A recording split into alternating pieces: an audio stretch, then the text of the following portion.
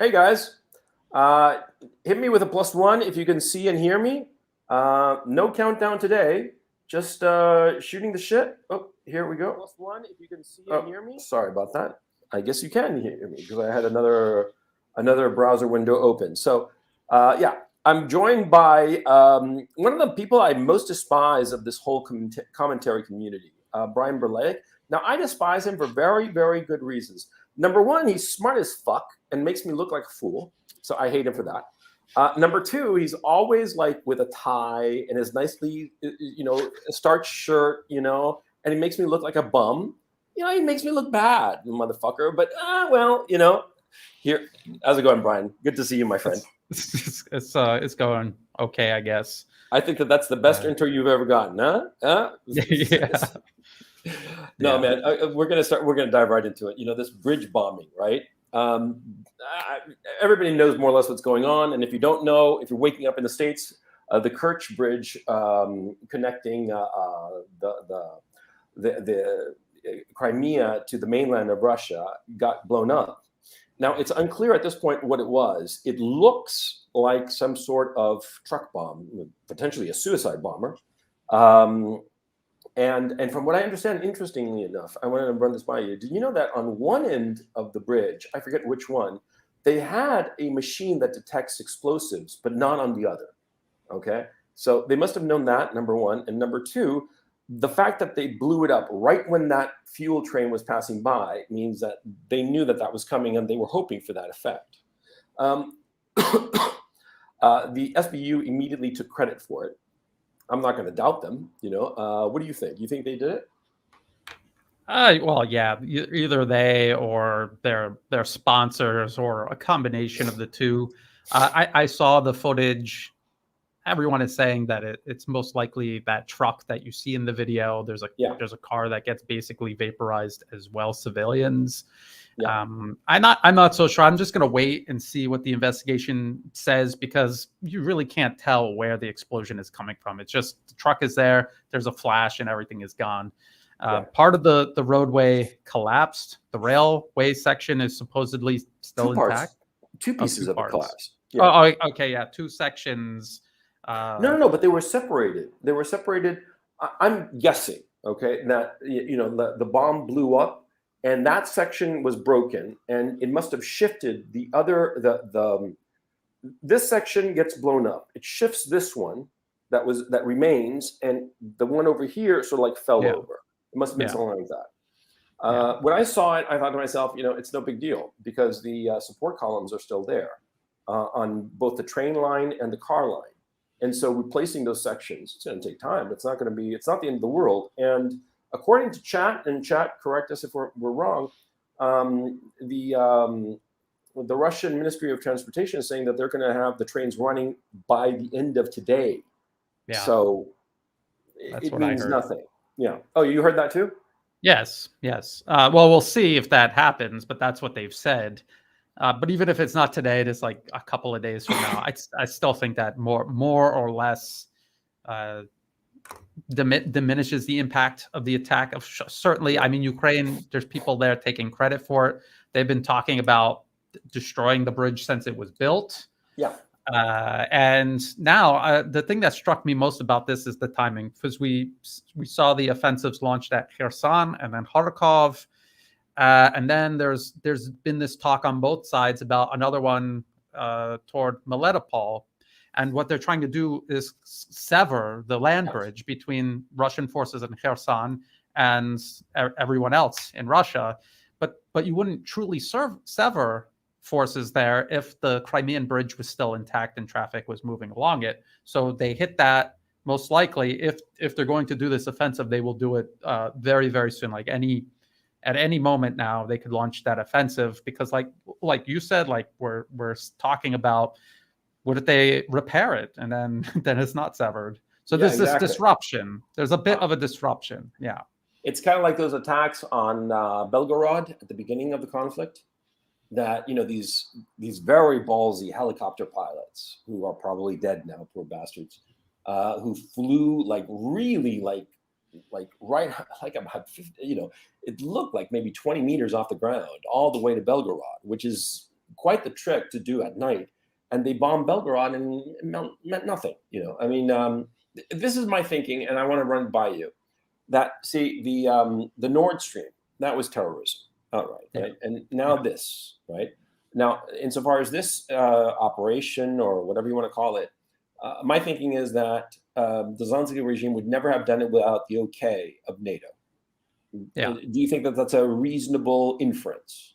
Yeah, and if NATO wasn't a participant, that's the way I see it. My thinking is that what they're trying to do, and I think the Russians know this, they are trying to do a moment that makes the Russians overreact. I think that's what they're aiming for. And I think that what they're trying to get is a Pearl Harbor moment, where the Russians overreact and say, see, and now we get to go in and do whatever the hell we want to. Do you think that that's basically what's going on? Yeah, I think they're trying to provoke Russia. You can see the impact this is having too. You can see people who are pro-Russian beyond hysterical at this point. Beyond hysterical. I mean, I got blocked by Tom Foudy. You know Tom Foudy? Yeah. Well, on my why did he block you? Well, because he was freaking out, like throwing a hissy fit, like a goddamn girl, as far as I'm concerned, like a middle school girl, that this is a disaster and blah blah blah. And I'm like, chill the fuck out, I mean, as far as I can see, the Russians are completely winning this thing, and I don't understand this hysteria, because at the end of the day, this is my viewpoint. See, so what if you give up, some territory, if you're annihilating the opposing army?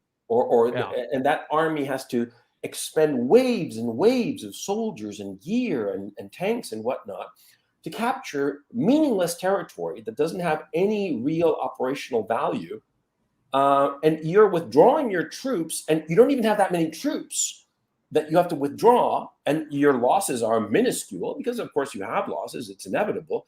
POWs, killed in action. I mean, that happens even in the most orderly of retreats.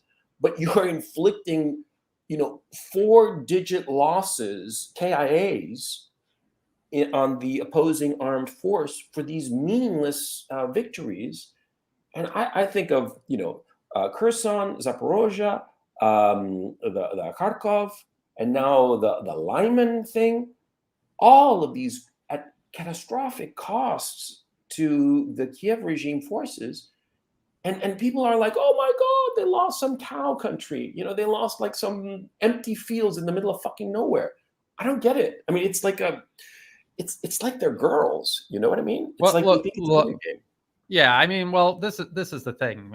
Ordinary people watching this, they see what's going on. They see something going on that they don't like. They want it instantly resolved. They want instant revenge.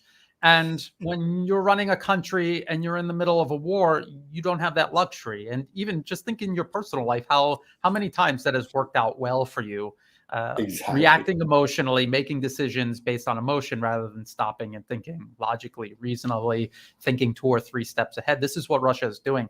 And not just thinking 2 or 3 steps ahead in terms of the conflict. They're also considering economics. They're considering their ties with their allies.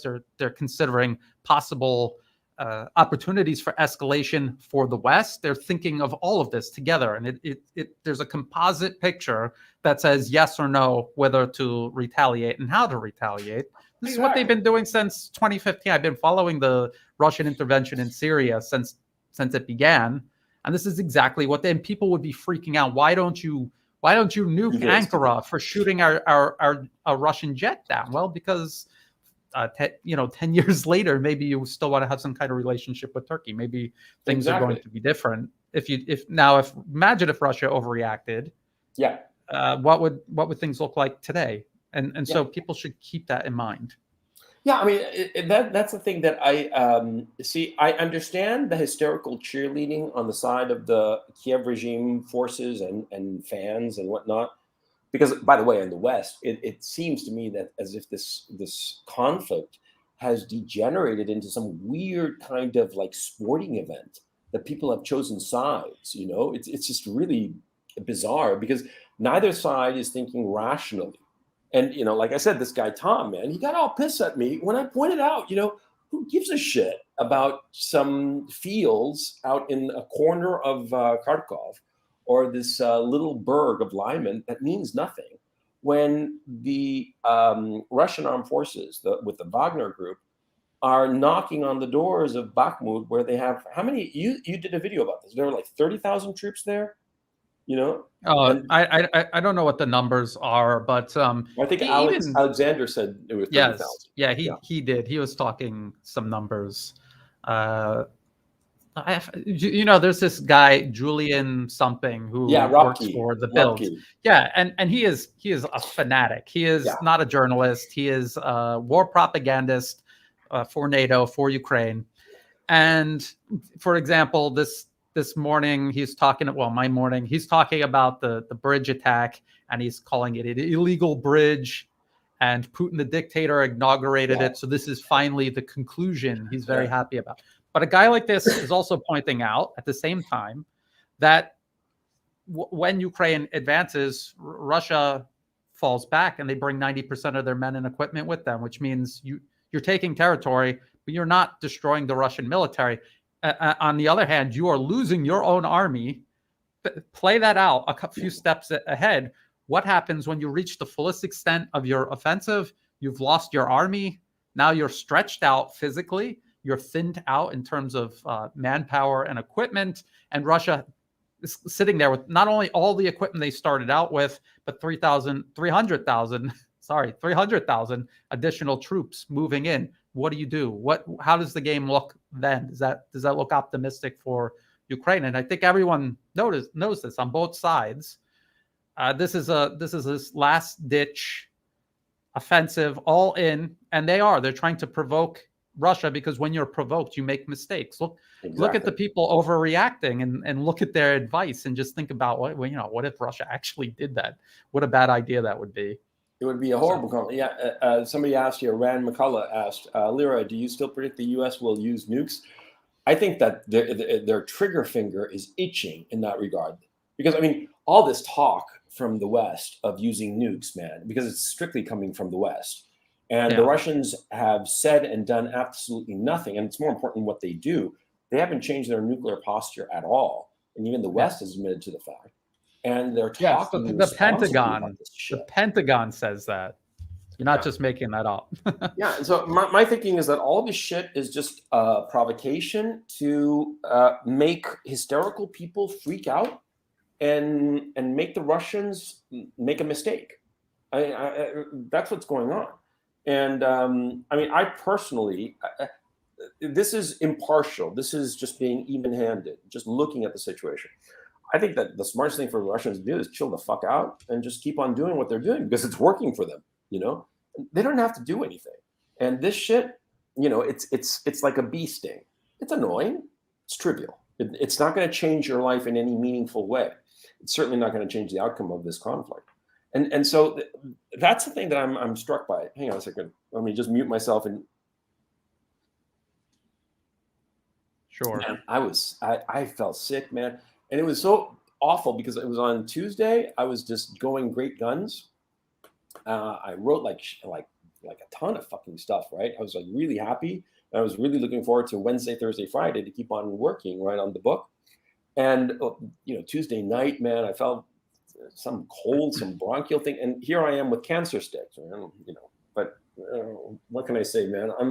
I'm like way stressed out. Last night here in Kharkov, there was like all kinds of bombing, man. I woke up this morning. It turns out that the Russians hit some ammo depot and just really blew it sky high, because there were like a number of huge explosions. And from my apartment, I could see like some after explosions of shit firing off into the air. I assume the ammunition that was hit. Holy cow. All of these things. The thing I wanted to ask, and I'm trying to pin down this number, is that between all of these late August through September and early October offensives, right? The Kherson and all the rest up to Lyman, how many soldiers have the Ukrainians lost? Because a lot of people are saying that the Russians are taking everything so calmly. And my thinking is, if I'm on the Russian side, And I've had this past 6 weeks where my enemy has lost so many soldiers. I'm going to be very relaxed as well. Because number one, I'm going to know more or less how many soldiers he lost, and I'm going to know exactly how many soldiers I lost. And from what I can gather, it's less than a tenth of what the Ukrainians have lost over the past 6 weeks. Sorry about that. It's okay. I think it's in the thousands. We're talking multiple brigades.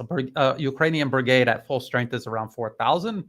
They have lost multiple brigades around Kherson, at least 1, 2, maybe 3 brigades around Kharkov. And that's when I stopped counting, because then they continued toward Lyman. And that, it was not a sweeping advance anymore. It was grinding. And they were just like they're doing around Kherson. They just throw column after column of tanks, armored vehicles, and men into Russian defenses, hoping that Russia cannot kill them fast enough. That's what they're doing. Yeah. So how can you do that? And they're losing their whole army doing this offensive. I saw some videos. Did you see the video today of this armored vehicle carrying some soldiers, and they were all like taking videos of the road they were on, and the Ukrainian tanks on the side of the road that had been blown up in previous waves of attacks? Yeah. Yeah, I've been seeing that. I've watched that. I mean, that's footage from Ukrainian side showing their own vehicles destroyed all along the side of the road. Then you have the Russian Ministry of Defense publishing videos from spotter drones showing columns of Ukrainian armored vehicles being attacked, destroyed, and just littering the battlefield. I don't know if I can share my screen, but people can. Yes, you can. Go ahead. You have a button on the bottom there. Okay. Share this one. Okay. Let's see if we could share this article. One of my Patreon supporters sent this. My supporters are great. They send me all kinds of interesting information. They found this before I saw it. This is just from 9 hours ago. This is from ABC Australia. U.S. ammunition supplies dwindle as Ukraine war drains stockpiles. And they're talking about there's going to be certain types of ammunition they're not going to be able to send anymore. This is what I've been saying. And people said, well, you're a Putin propagandist. This is Australian media admitting this, and they're citing U.S. officials who are admitting this. U.S. stockpiles of some equipment are reaching the minimum levels needed for war plans and training. And they're talking about they're going to start working on it, replacing it, building up their capacity, their industrial capacity, but it's going to take years. Ukraine's in the middle of an offensive right now, today. They don't have years to wait for the U.S. to ramp up production. People think that it's like in a video game. You just hit the button and you lose a certain amount of credits, and then your production speeds up. It's not like that. It could take months, a year, multiple years to ramp up production. And if you go through this entire article, they're telling you they're out of everything. Artillery, 155 mil. I said they're sending 105 millimeter artillery pieces because they don't have ammunition for 155 millimeter guns. So why are they going to send them more guns that have no ammunition for them? So they're just, whatever is left, they're sending. They have nothing to replace this with. They don't have trained men to replace the losses they're losing right now in this offensive. This is a finite offensive, and Russia knows it. They know it. They understand this. They're looking at the same information. I've had a lot of people in the comment section say, well, Brian, how do you know that the U.S. is sending this amount of equipment? Maybe they're sending 10 times more. If they were sending 10 times more, the battlefield would look 10 times different. you know what I mean? I mean, like, yeah, exactly. It's going to manifest itself on the battlefield. Yeah. It's going to look exactly like this. Yeah, exactly. And so, I mean, my thinking is that the Russians have a very, very clear idea of what's going on in the battlefield, and that's why they're relaxed about it. It's everybody else that's freaking out about it. I think that they have not managed the information space very well, but they're winning. And I always think of Mao's quote. I forget the exact wording of it, but it was something along the lines of like, land doesn't matter, men do. And you can lose land and recapture it, but if you try to hold on to the land, you'll lose the men and the land. And that's what the Ukrainians are doing. They're trying to hold on to the land, and it's meaningless without knocking out your opposing armed force. I mean, it should be like obvious.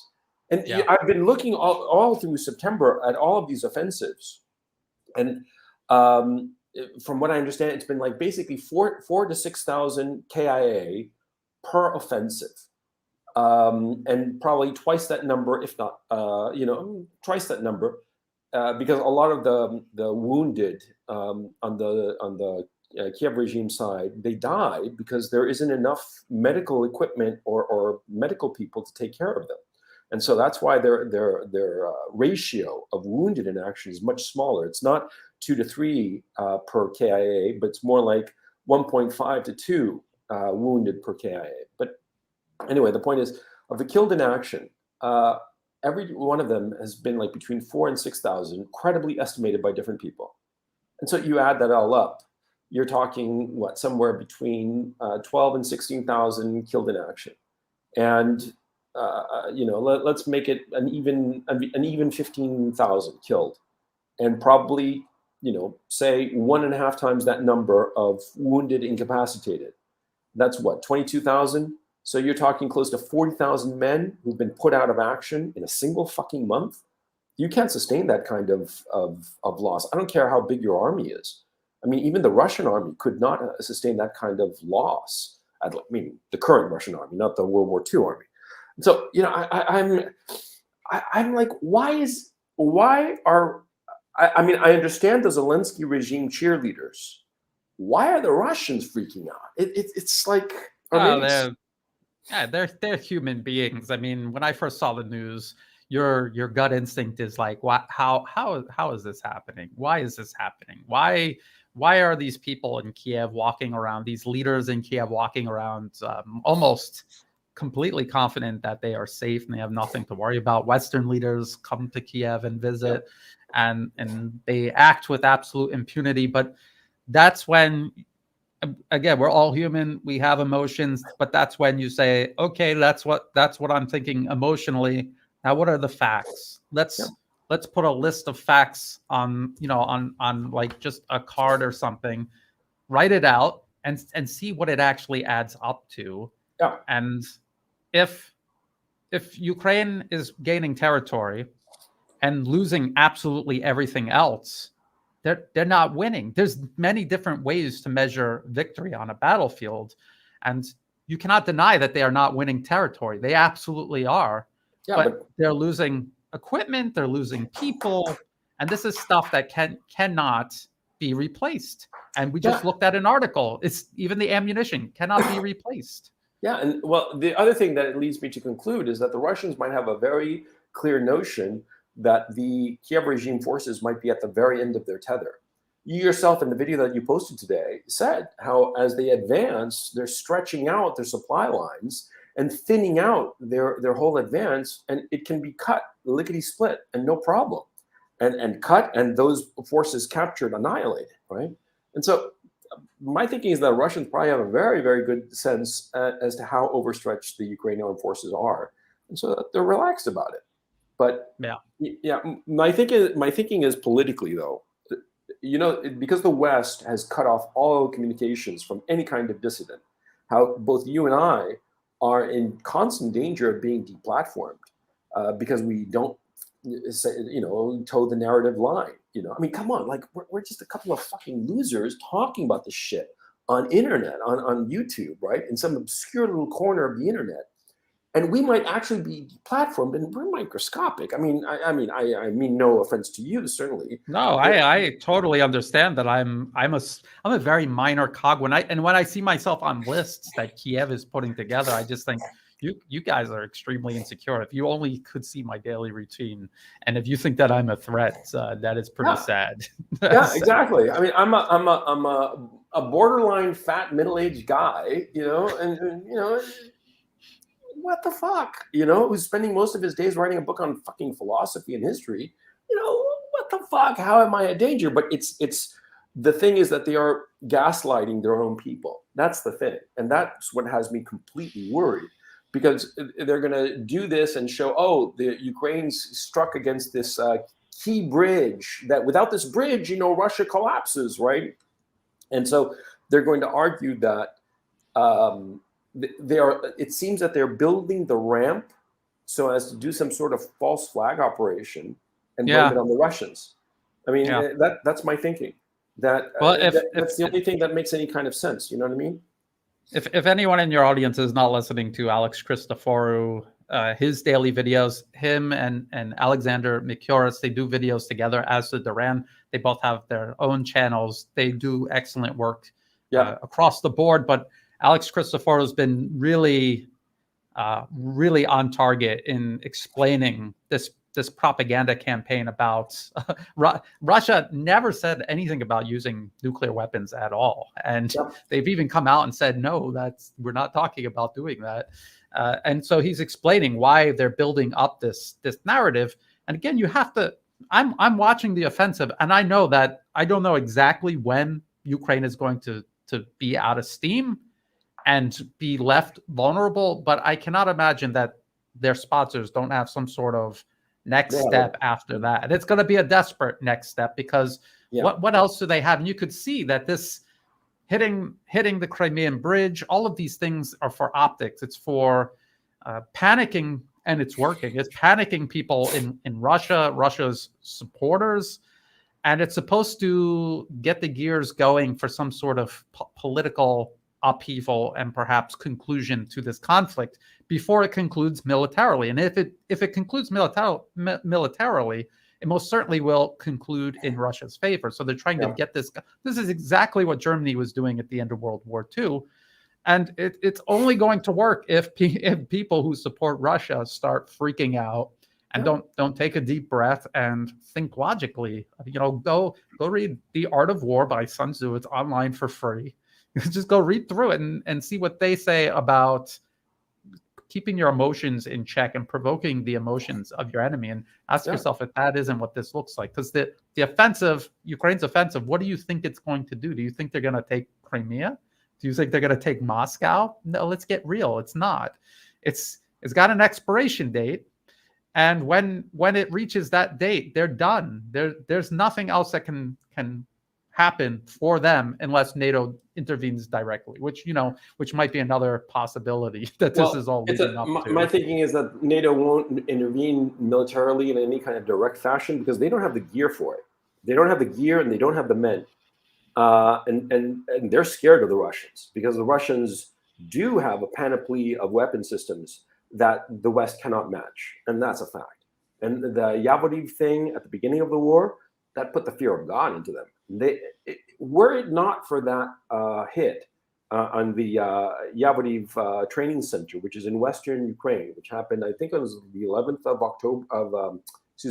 of March, where they wiped out at least 400 foreign fighters.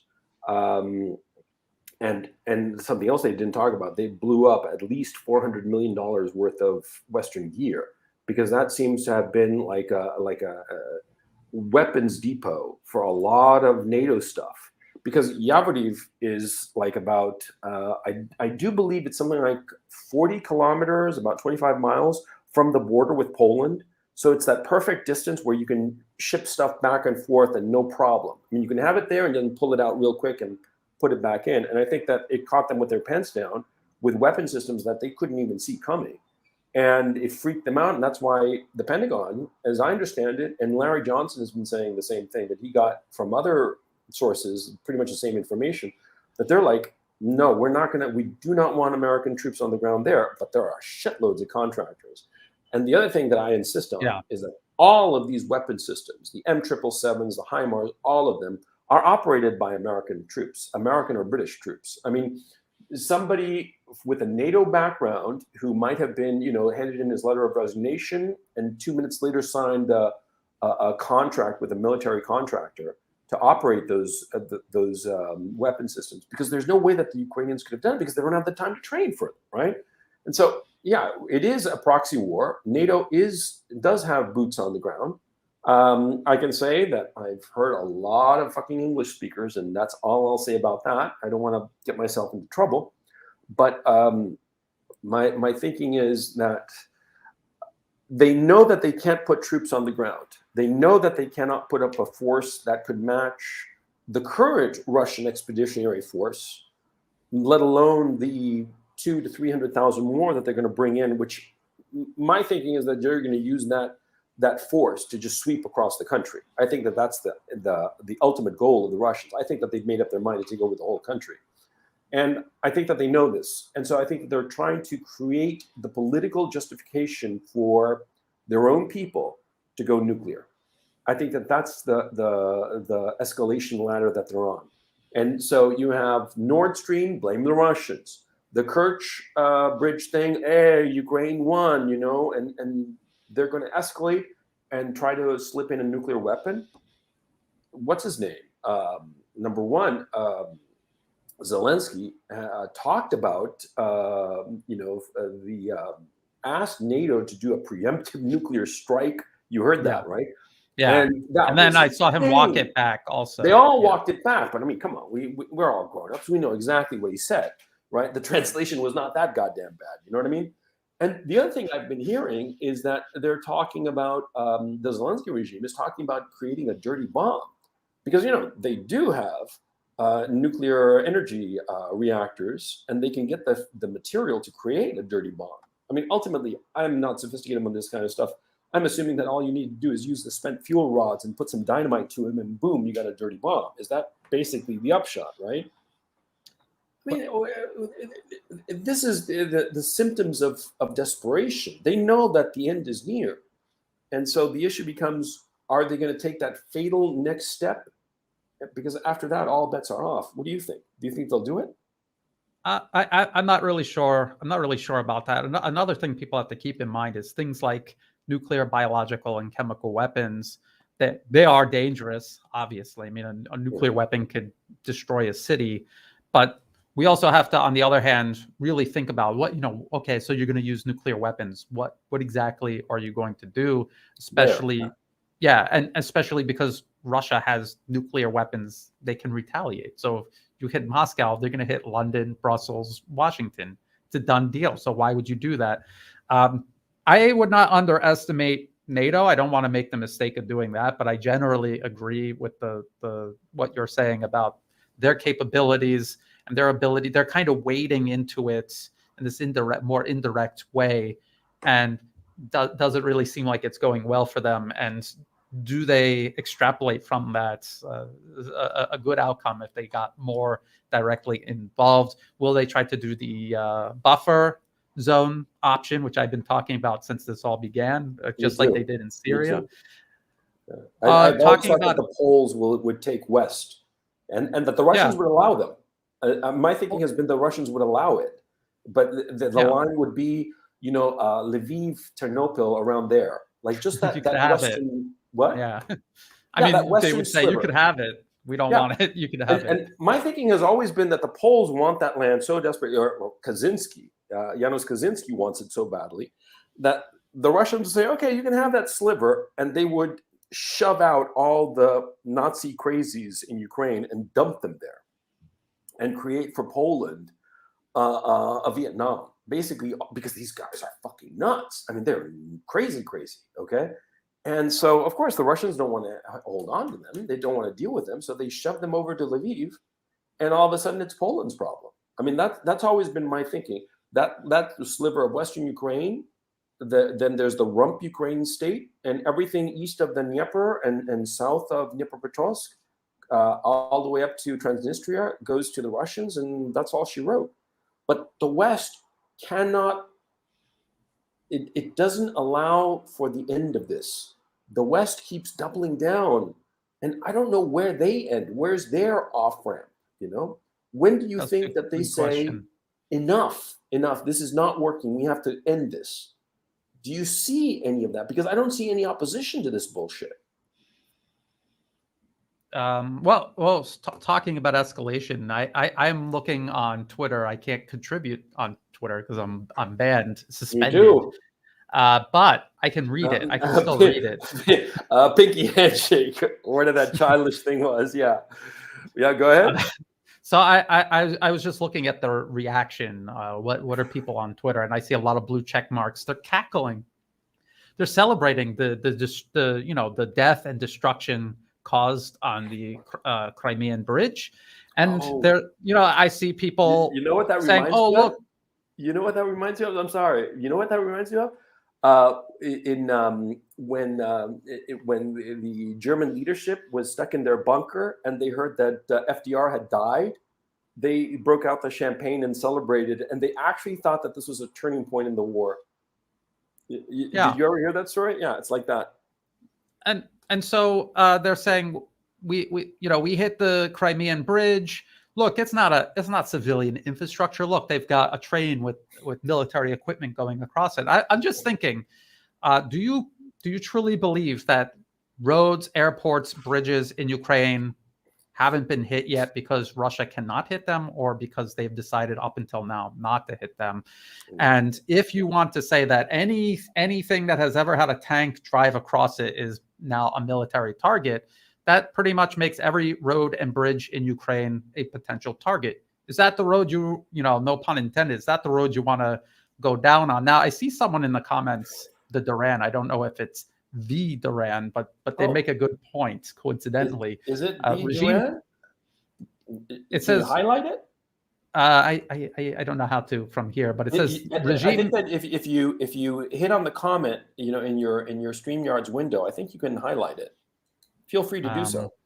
I'm trying to, but it's Okay. not letting me. But I'll just read it out. It says regime change is the Hail Mary goal. If they can't get regime change, then the collective West will build a wall, new Iron Curtain. Europe loses big time, which I completely agree. And regime change is, but hang on a second.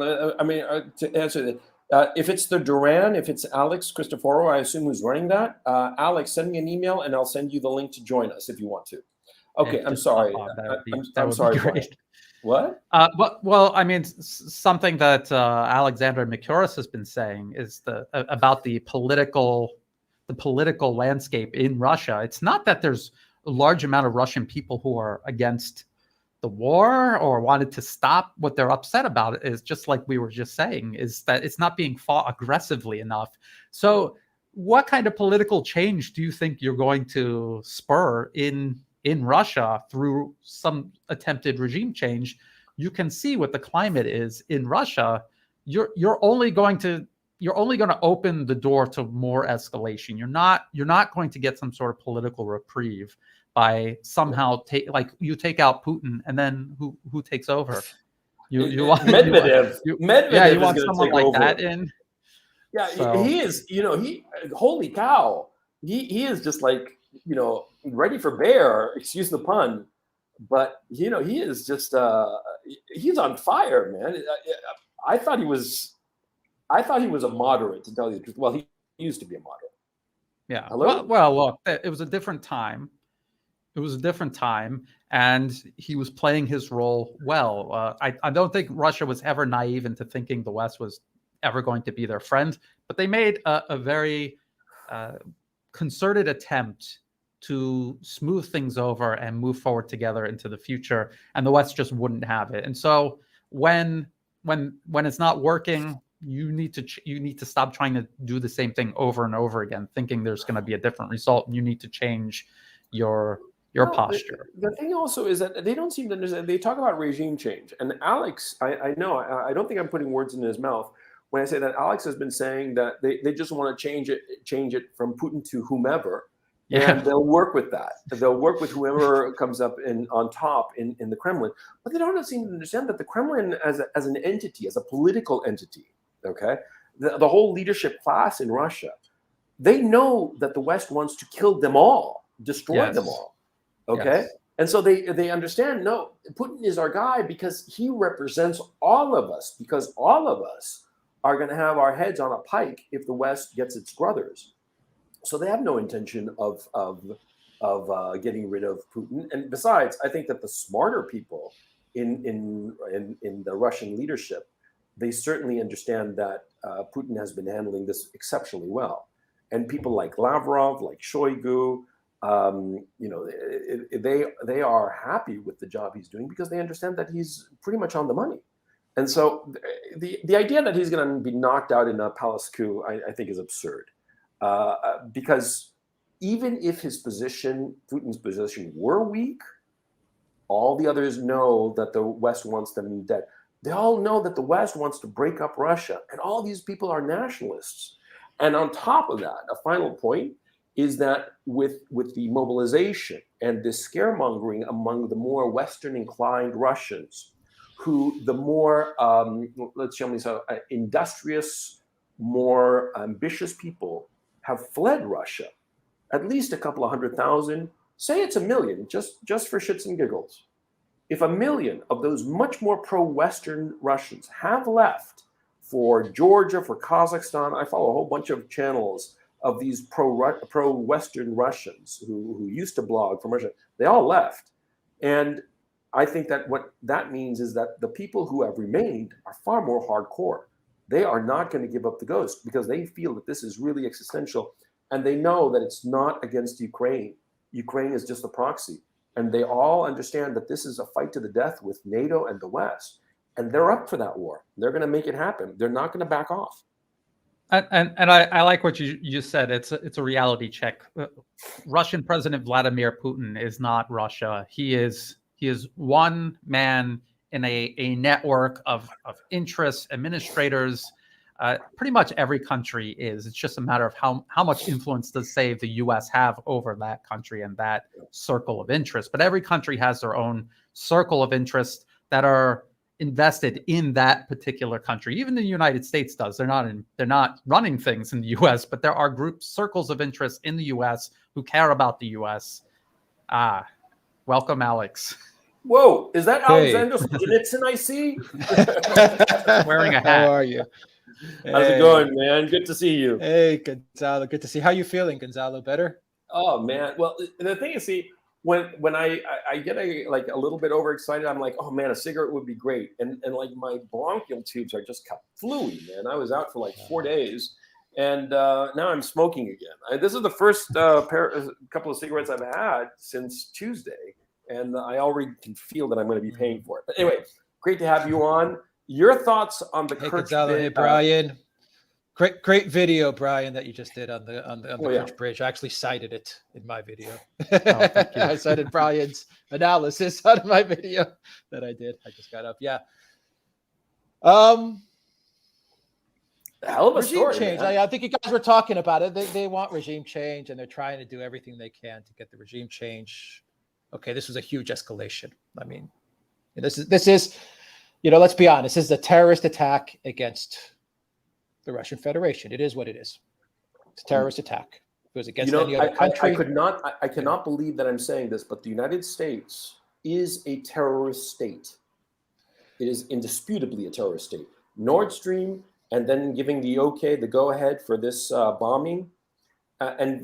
Look, it appears at this time that it was a truck, and these trucks are not self-driving, so it was a suicide bomber. I mean, holy shit. I mean, if it was a truck, I have a lot of reason to believe the poor guy driving it had no idea that was a one-way trip. Poor bastard. Yeah, unfortunately. Yeah. I think there's a lot of people that are already starting to go through the video evidence and question the truck bomber narrative that we. No. This is supposition at this point. There's a lot of it's starting now. It's all starting, the questioning, the going through all the everything that happened. But the Washington Post, actually, I haven't been able to confirm it, but I just saw it on Telegram that the Washington Post has said that the SBU has come out and said that they did it. Yeah, they did come out and say it. Yeah, that's what I heard. Yeah, I don't know. Yeah. Oh, by the way, so I haven't been able to double check it. Let me just say to chat, if you have any commentator that you want to bring on, get their attention and tell them to get in touch with me or Alex or Brian, and I'll be happy to send them the link to join the broadcast, because this is like another open house, man. It's just for, I just wanted to do the impromptu because this is just, we are escalating fucking fast, man. Less than 2 weeks ago, 10 days ago, we had Nord Stream, and here we are with this bridge bombing, which we discussed earlier with Brian, that it's not going to affect the Russian military in any kind of meaningful sense. It's an annoyance, certainly, but it's not a make or break kind of situation by any stretch of the imagination. And the Russian Ministry of Transportation is saying that they'll have the railroad fixed by today. Even if it's not today, even if it's in a couple of days, it's not that big of a deal because the structural pylons that were holding up the sections were untouched. And that's what matters in any kind of bridge like that. You can replace the sections fairly but it's easily. symbolic. To I me, know. there's a military angle. It's a symbolic. I mean, it really is the connection of Crimea and the Russian Federation. I mean, that is the real symbolism of it all. And it's, to me, it's all about creating the dynamics for someone. This is what the West is saying. Someone anywhere in the Kremlin. We don't care who it is. Yeah. Someone do something to get rid of Putin. That's their thinking. That's their hope. That's their Hail Mary pass. So, some general or someone somewhere in the Kremlin in Red Square, just find a way to get rid of this guy, and then they'll deal with everything else later. Sometimes when you throw that Hail Mary pass, it gets intercepted and they run it all the way back for a touchdown. most of the times.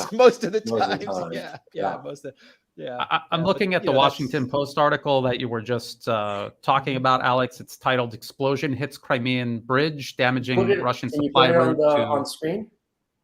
Yes, I can. And this one here. And I'll go down to the part. It says a Ukrainian government official told the Washington Post on Saturday that Ukrainian special services were behind the bridge attack. The Ukrainska Pravda news site first reported the government's role, citing an unidentified law enforcement official who said Ukraine's security service SBU was involved.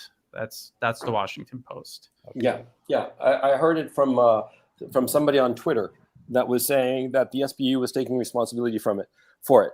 I mean, my thinking is that they got the go-ahead from Washington. Alex, what do you think of that?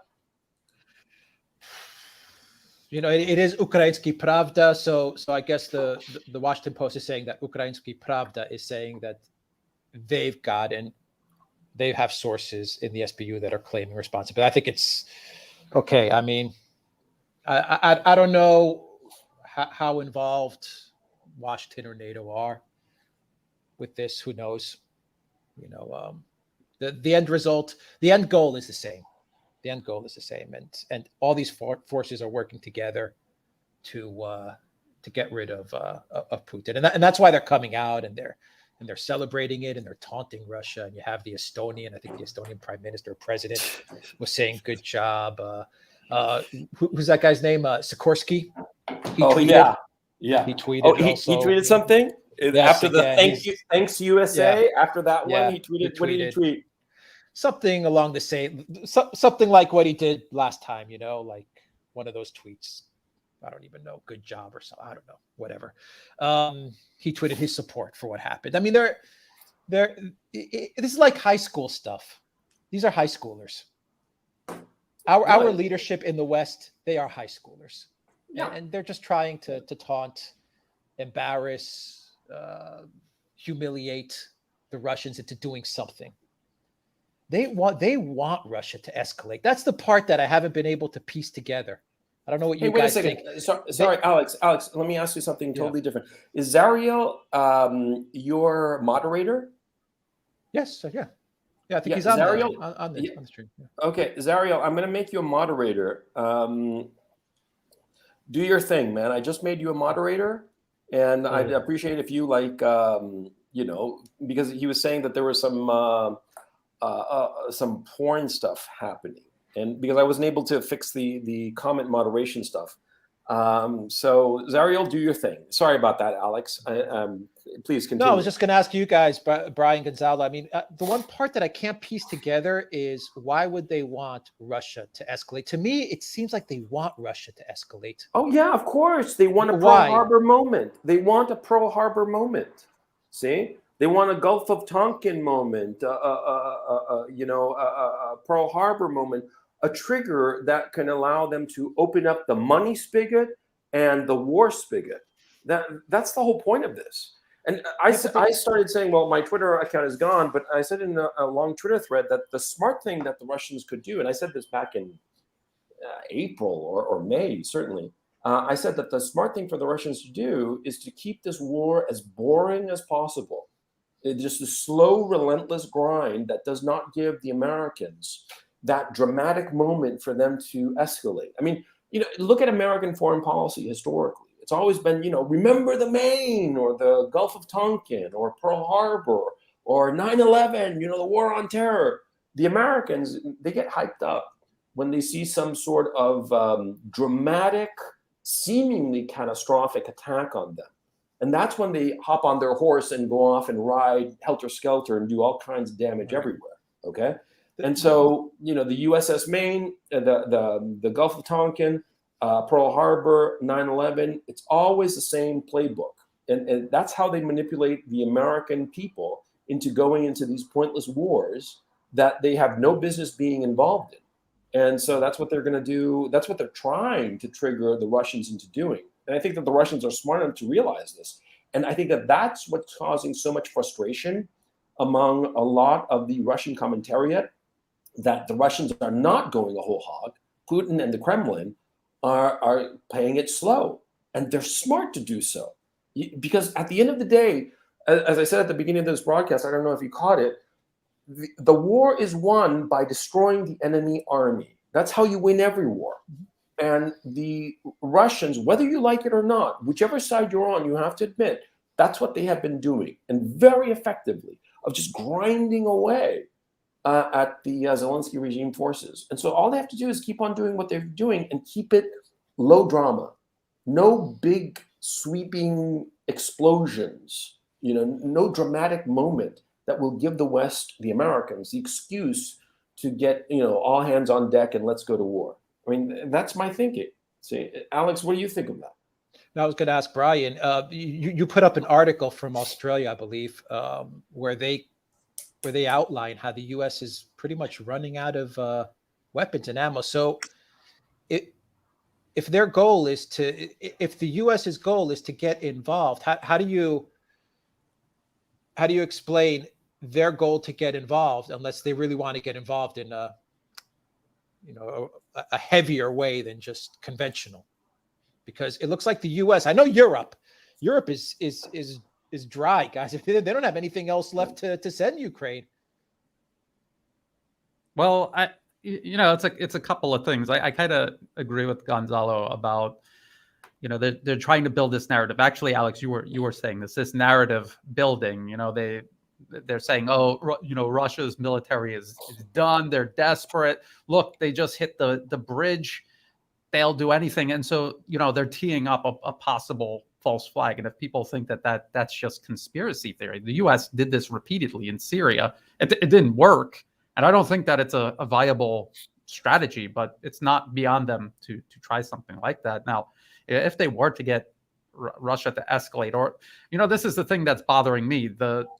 Ukraine is out of weapons, they're out of ammunition. It's impossible to pin down, the day where, it'll manifest itself on the battlefield, obviously. But the day is coming. The West is admitting it. Even extremely fanatical pro-Ukrainian voices out there are admitting this.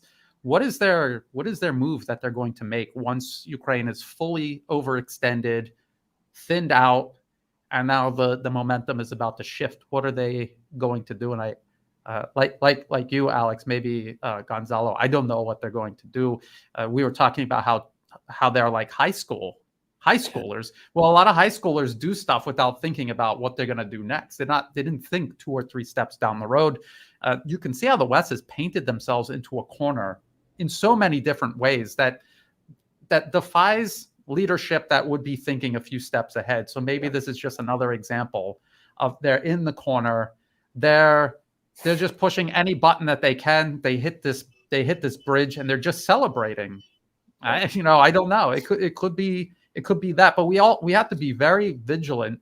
This is an extremely dangerous period of time, yes, because the offensive is going to run out, and they need to do something after that, because after that, Russia is going to have the advantage, and momentum will permanently shift in Russia's favor. Yeah, exactly right. And I think that like I said earlier to Brian, I don't know if you heard that, Alex, that it reminds me of when the Third Reich leadership heard about the death of Roosevelt, Yeah. in April of '45, and they were all hunkered down in their bunker, and they were thinking that, and they started celebrating, thinking this was like a turning point. I think that a lot of the hysteria that you're seeing on Twitter is exactly that kind of hysteria, because it comes from knowing that you're losing and being unwilling to accept it, and you grab on to any trivial victory, because this was a trivial victory. I mean, it really was. If it doesn't really interrupt the flow of Russian weapons from the mainland to Crimea, then it was pointless. It was, for the headlines. And so I think that that might be part of it. But I agree with you, Alex, that my great fear is that they're going to do something really, really stupid. And potentially not even in Ukraine. They might do something in the West. Maybe I'm going to say something outrageous, but think it. Maybe they blow up the NATO headquarters and blame it on the Russians. Who would be able to dispute them? Yeah, I mean, suppose they put their own a bomb in the in NATO headquarters and blow it up, and maybe they take out Jens Stoltenberg for the benefit of humanity. Oh man, I think I did a boo-boo there. But anyway, the point is, see, if they were to do something like that, some sort of false flag on Western territory, maybe they would have the excuse to go in hard against Russia. I don't know. I mean, these people are crazy. Look at the political climate in the West and in Russia. In Russia, they're trying to create political upheaval, but the atmosphere there is in support of the operation, in support of escalating. They want escalation. They don't want to continue being patient. And so I guess if you're a leader, it's always good to have the people wanting you to do more in the direction you're already going than opposing you. In the West, people are opposed to what's going on right now. More and more people are literally protesting in the streets against any involvement in the situation in Ukraine. For Russia, it's existential. For the West, it is not. It is that it's not their future is not tied. The future of the ruling elite may be, but not in the same way as Russia. So it's just one of these things where it's unprecedented. It's very hard to predict what's going to happen next. Alex, you said something that Putin's support had dropped from 82% to 77%, or perhaps it was Alexander who said it. Alexander. Yeah, okay. But the point is, I thought to myself, who those 5% were who lost the support? They're the guys who are saying, this guy is a weakling. We have to go whole hog. We have to put in more tanks, put those T-90s to work, go for broke. Those are the people who are no longer supporting Putin. So, of course, you see my point. And to buttress what Brian is saying, everybody in Russia is on the same side because they know what this actually is. Chat, who do you think? Well, I'll get to a question to the chat later, but my question also, I want to pivot a little bit to China and India.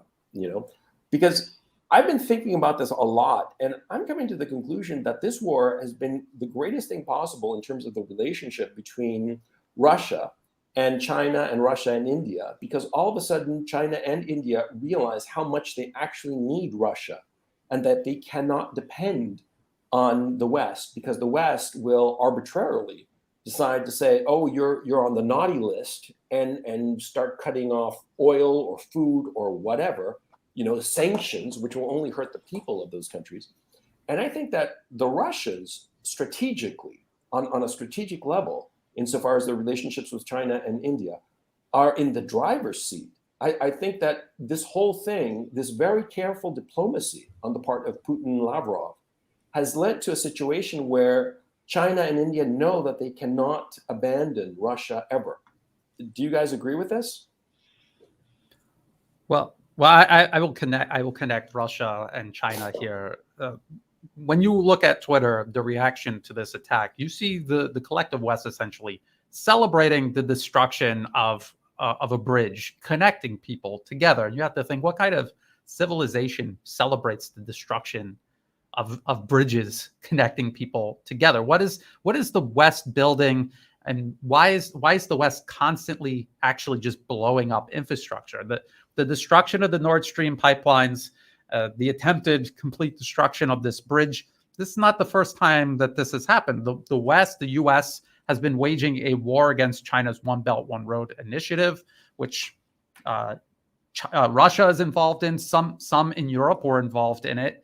And if you look at every one of these conflicts that you see flare up, like a separatist group somewhere, and you do the research, because I have, separatists in Baluchistan, Pakistan, that is sponsored by the U.S., and they are trying to destroy pipelines, rail lines, roads, dams in Pakistan, built in cooperation with China.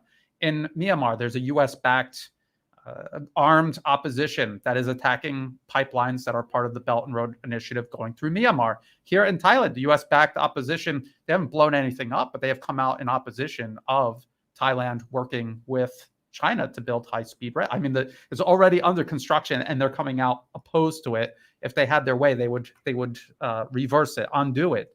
And this is something the US is sponsoring around the globe. Anytime there's any infrastructure, they are targeting it. They're targeting it because it's Eurasia, essentially, and its partners moving on without the West. They're building things. Their economies are growing, and they are just moving on without the collective West.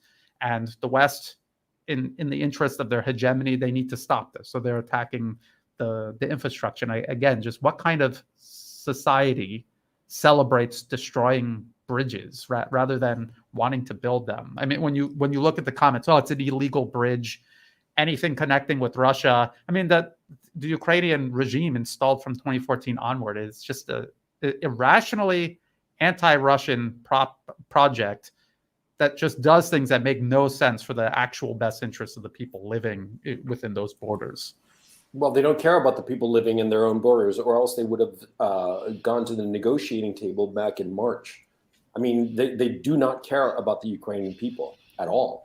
And worse than that, they have convinced people that they do, that they are speaking for all of Ukrainian people. And the Ukrainian people, in their naivete, believe them. And so they're being used as cannon fodder for no reason whatsoever. But the United States really is the empire of chaos, really is a regime. It's a terrorist state.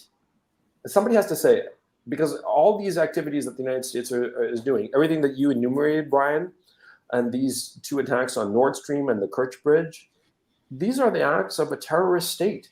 They keep insisting that other people are terrorist states. I don't see the Russians carrying out terrorism. Terrorism being random attacks against civilians to further political objectives.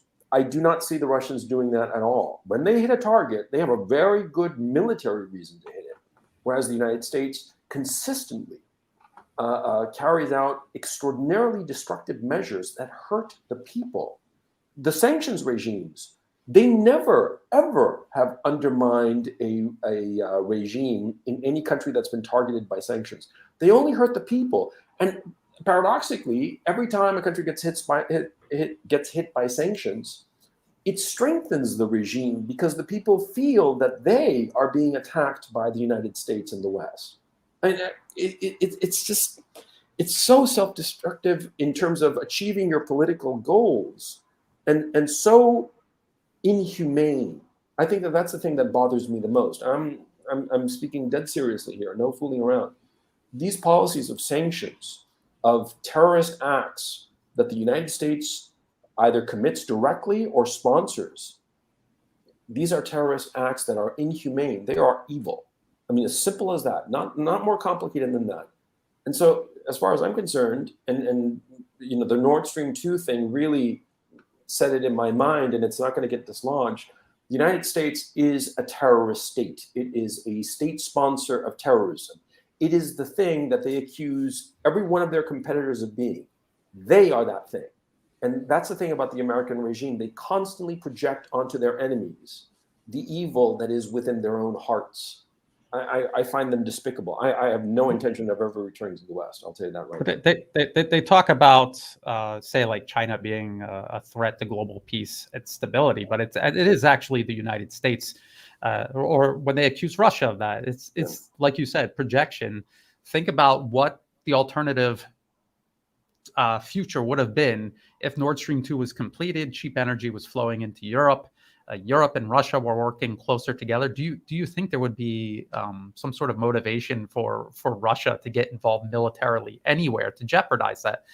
They were being as careful as possible to try to salvage that, and they couldn't, and that's why it ended up like this. And also Europe and China were growing closer together, and the U.S. saw this. And they openly said, we're going to put a stop to this. You're not doing Nord Stream 2. You're not buying Huawei from China. You're not doing 5G with Huawei. You're going to cut all of that, and you're going to get in line. We are going to wage this.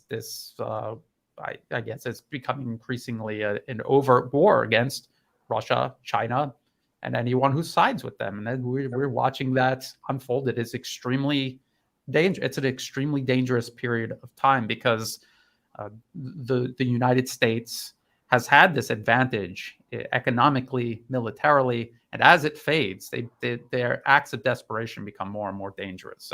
It's beyond desperation. It's becoming like hysterical. I mean, don't you agree, Alex? I kind of thought about this a lot, actually, the past couple of weeks. And I'm starting to come to the conclusion that there are powers in the U.S. Maybe this is just me throwing it out there to you guys as well, that there might be powers in the U.S. that kind of are saying, you know what?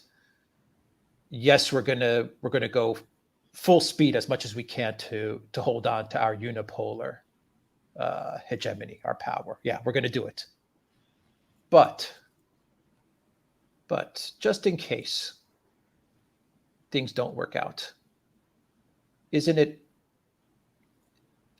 better to be a big fish in a little pond than to try and just share the wealth of the world with China and India and Russia? So if that's the case, let's start actually splitting up the world. And I mean, like physically, they're splitting up the world, like severing pipelines and cutting things, building walls. I mean, Finland's building a wall. Literally building a wall. Like literally, like, you know, when we heard about Trump building a wall, they were freaking out. But now we're literally building an iron curtain, new iron curtain. So I'm starting to believe that there might be some forces at work. I'm not saying I know anything, or I'm not saying, you know, what I'm saying, that this may even make sense. But you know, I start to think to myself that perhaps there are some people that are saying, you know, at least let's have all of Europe and Canada and Australia and New Zealand and whatever we can get in South America as well. You know, if we can get some countries there, let's just, you know, have these countries be our absolute complete subjects from top to bottom, like completely 1000% dependent on us for everything. We don't care about the people, how happy the people are in Europe, if they have good jobs, if they're living a good life. We don't care. We just want these territories, these states, to be full on satellites, like full, no sovereignty whatsoever. Colonies. Yeah, exactly. There's colonies, real colonies, and if the other Eurasian world order and, you know, Asian countries, if they go their own way, well, go your own way, but, you know, we're building a wall. We're closing the door, and we're going to build a wall, and we'll wait you guys out like we did last time, 50, 70 years, whatever. I mean, maybe there are people thinking like that. Maybe they're not, but well, the key trigger, I think, and I've been following the economic situations for decades at this point, right? And basically, the West, the collective West, is way over-indebted.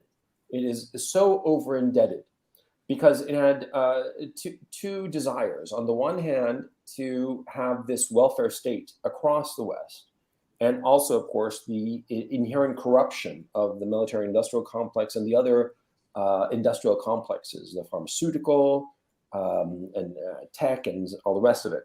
And so they wanted to give this welfare state, yet maintain a monopolistic economy that allowed the rich to be as rich as they wanted without the taxation necessary to pay for the welfare state. And that's what led inevitably to the deficit spending. Now, it's something like 60% of the Western population receives some form of government assistance. Now, where is that government assistance going to come from? And so they've gone into debt. And the debt plate, you know, that game of spinning a plate, right? Where you start spinning plates, you know, magicians do it and stuff like that, right? See, there comes a moment when you can't spin enough plates insofar as debt is concerned. And I think that there is the appreciation that the 2008 global financial crisis, that was the moment. And since then, it's been absolute chaos ever since, because they realized that, and I realized at the time in 2008, that they were kicking the can down the road.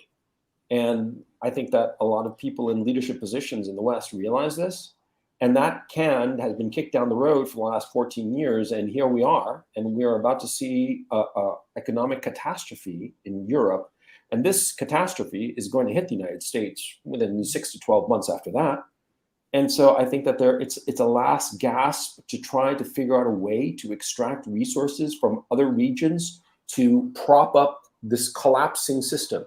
If you look at the Western democracies, so-called, they're the ones that have that are over indebted.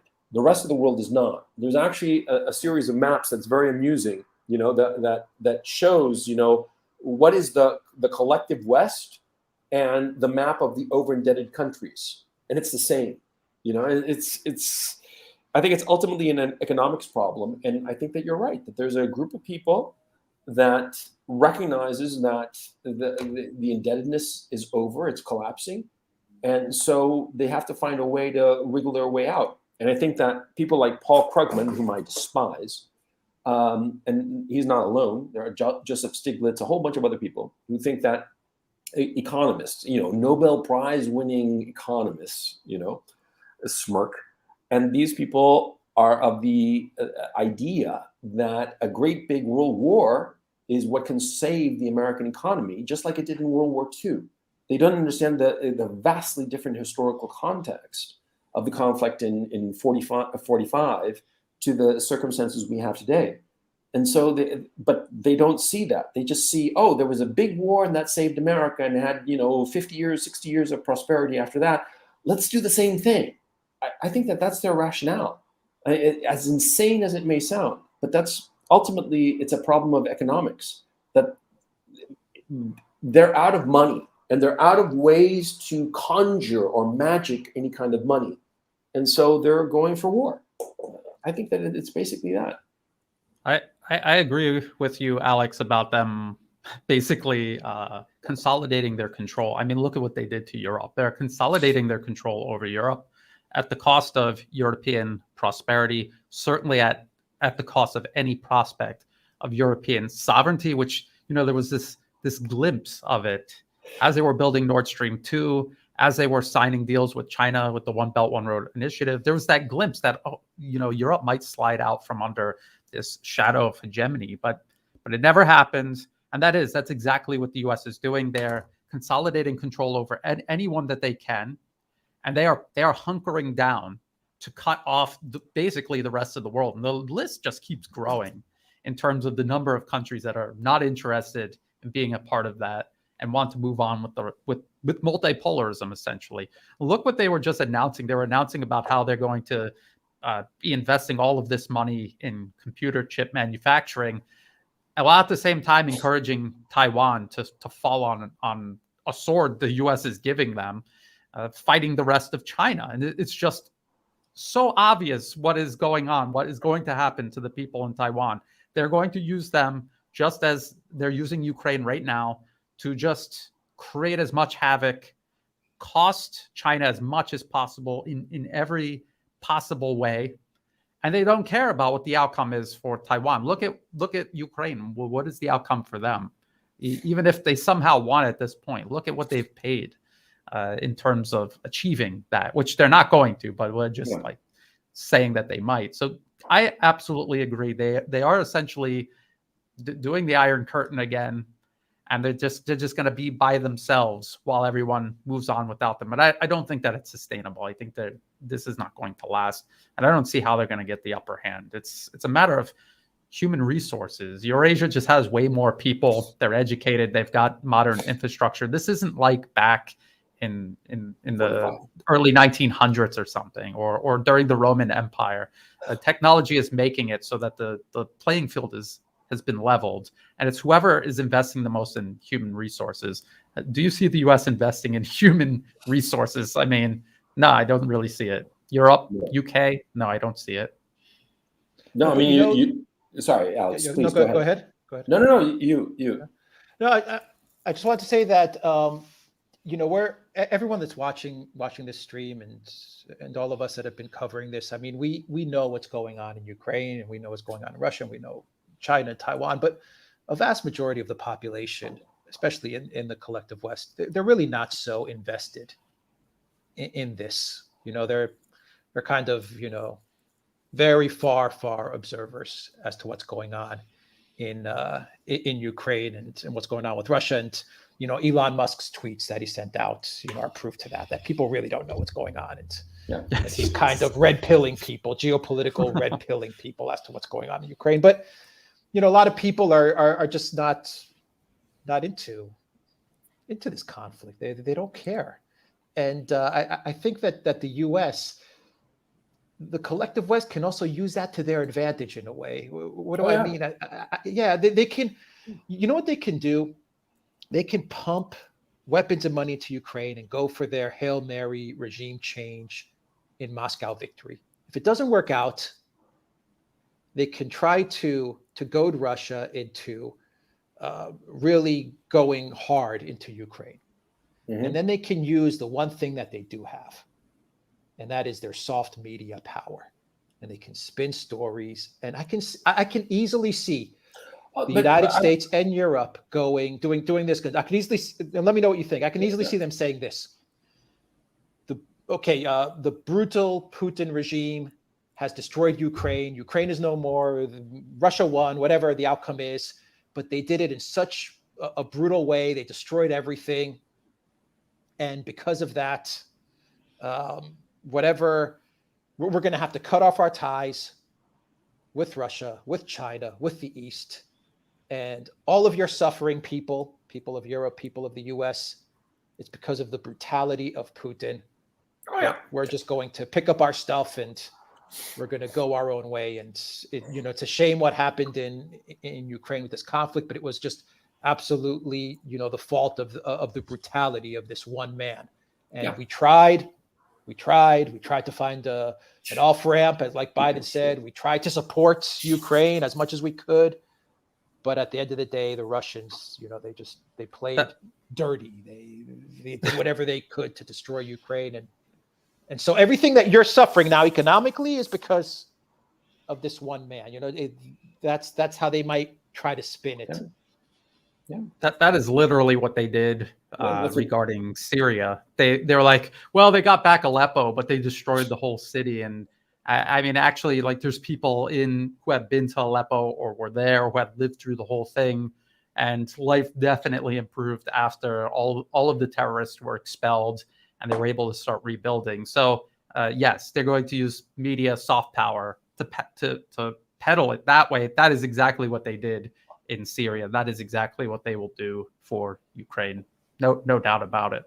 And there's absolutely no doubt in my mind that Russia will be forcibly divorced from the West by the West, and there will be zero trade between the two. And the funny thing is that it will hurt the West far more than Russia. Yes. Far more. We're already seeing that. This winter is going to be horrible for the people of Europe. And they're going to say, oh, it was all Putin's fault. They already are. They already are. The European Parliament, from what I understand, and I haven't been able to confirm this either 100%, but from what I understand, the European Parliament, which doesn't really have any legislative power to begin with, but it's symbolic, they are passing legislation. They're talking about creating a framework for Europe where that any European citizens who or organizations, companies, institutions, whatever that appear to have sympathies with Russia or with China or with this other world order are censored. Yeah. I mean, they're trying to that's going in build that into the system. Yeah. Yeah. No, I mean, look, all three of us, we're all toast. You know, this new world order that is emerging. Once the Russians win, I mean, quite frankly, I don't think that we're going to have, we're not going to be allowed to have an audience in the West. I mean, chat, you heard it here first. If the Russians continue at this pace, it is reasonable to expect that by the end of 2023, they will have sewn up the country because of the overextension of the Zelensky regime forces. I mean, it's inevitable. It could happen even sooner because I've been thinking it's a minor miracle that the Zelensky regime forces are still up and running at this point, even when they have, you know, soldiers shooting at the backs of their own soldiers. That's the only reason that the armed forces of the Zelensky regime have not collapsed so far, but they will collapse. The Russians will take over the whole country, and when that happens, they are going to do what Alex says of just you know, it's all Putin's fault. Anybody who mildly agrees or finds justification or rationalization for what has happened in Ukraine will be censored permanently. And that would mean that you're not going to hear chat. You are not going to hear anybody who will disagree with the narrative.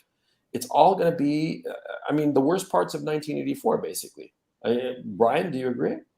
It's already happening. I mean, I'm not on Twitter anymore because I was pointing out basic facts. No, it was all that porn that you were putting up on. Oh no, Twitter doesn't ban porn. Well, I mean, you'd be surprised what they do allow to get posted, but it already is. It's a concentration of people who are going along with the narrative. It's social media. It looks like social media where people are creating content, but in reality, it is increasingly programmed media just dressed up like social media. So is Facebook.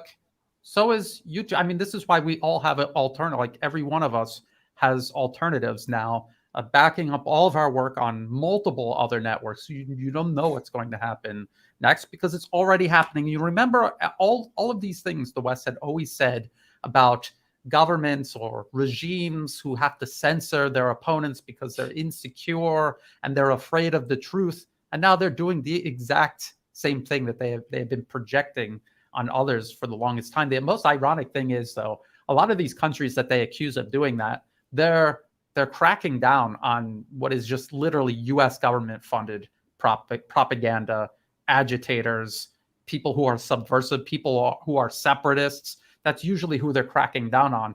In the West, they are just cracking down on people who have an alternative point of view. And the way they justify it is by accusing you of being some sort of Russian or Chinese agent. I mean, I've been accused of working for multiple governments all around the world. These damn governments don't pay us anything. You know? I missed the paycheck. Yeah, they welsh on their debts to us. You know. By the way, somebody's saying here, the Fresh Prince 1 says, "I am a civil structural engineer. Such a surface explosion cannot demolish a bridge deck. Trust me." I don't know. I'm just putting it out there. It could be that they have planted it. I mean, we won't know until the Russians investigate. But the terrible thing is that I will believe the Russian investigation. I will not believe the Western investigation of Nord Stream. And that is a sad thing to state. I'm assuming that you two are on the same page insofar as that's concerned. Well, I mean, the Russian investigation into either or. I mean, you have to look at what they are presenting as facts and try to see it that way. But I mean, it's very obvious who did both. The side that was involved in doing both of these attacks. I want to point something else about the Crimean Bridge attack. You know, they're boasting how civilian necessities are going to become scarce in Crimea. They're saying this. I don't know how true it is, but they're boasting about this. And I just want to remind people that this is only the latest move by this illegitimate regime installed into power by the U.S. from 2014 onward. The latest move that they have made to just torment the civilian population of Crimea. From 2014 onward, they were blocking fresh water going to Crimea. It created a massive multi-year crisis. It was impeding agriculture. People need food to eat, and this is what they were doing. They cut off 85% of the water supply with that dam, which was, by the way, the first thing that the Russians blew up once they came in through Kherson. Yeah. Sorry, just to give context to what you're saying. And that pretty much shows that they don't give a shit about the people there, because they don't view them. They view them as orcs. They call them that. And they don't have a problem killing them. And that convoy of people who were crossing at Kherson to get into the Russian sector, and they blew them up. They knew that those were civilians. They knew it, and they didn't have a problem with it. And so as far as I'm concerned, these fucking people are fucking mad dogs. I mean, I'm sorry to be so brutal like that, but I mean, there are certain things that you don't do. You know, you don't shoot up a convoy of civilian refugees that are going wherever. You know, and even if some military person or something slipped in there, it's just a bunch of fucking cars going away from you. Why would you harm them like that? And yeah, the thing about causing the drought in Crimea, it was a catastrophe for Crimean agriculture. You know, Crimea is a breadbasket of Ukraine, and they deliberately torpedoed that ability to grow crops in Crimea. That was a deliberate act of, that's terrorism, man. That's the definition of it. Yeah. And they act as if Russia had to twist the people in Crimea's arms to rejoin the Russian Federation. Yeah. They never talk about it had a special status, even when it was part of whatever Ukraine is at the time. The fact that U.S. aid did polls and saw that most people saw themselves as Russians. This was before 2014. And still to this day, the narrative of the illegal bridge, Russian-occupied Crimea. And just think about how Crimea has avoided the absolute worst of this conflict up until now, how they had avoided all of the violence in the Donbass and even the violence in the West, where the militant groups with their certain ideology were actually fighting Ukrainian security forces. Crimea was spared all of that. So I always tell people, whatever polls you're taking, whatever people think that they want, but just look at what the best interests of those people actually are and which direction they're actually going in. The Crimea rejoining the Russian Federation was definitely in their best interests. I don't know how anyone could argue otherwise. Nobody can argue otherwise. I mean, anybody who knows the facts cannot argue otherwise. And look, I experienced it here in Kharkov. You know, everybody was forced to learn Ukrainian in order to do simple commerce. The people there at stores, restaurants, everything, they had to talk to you in Ukrainian.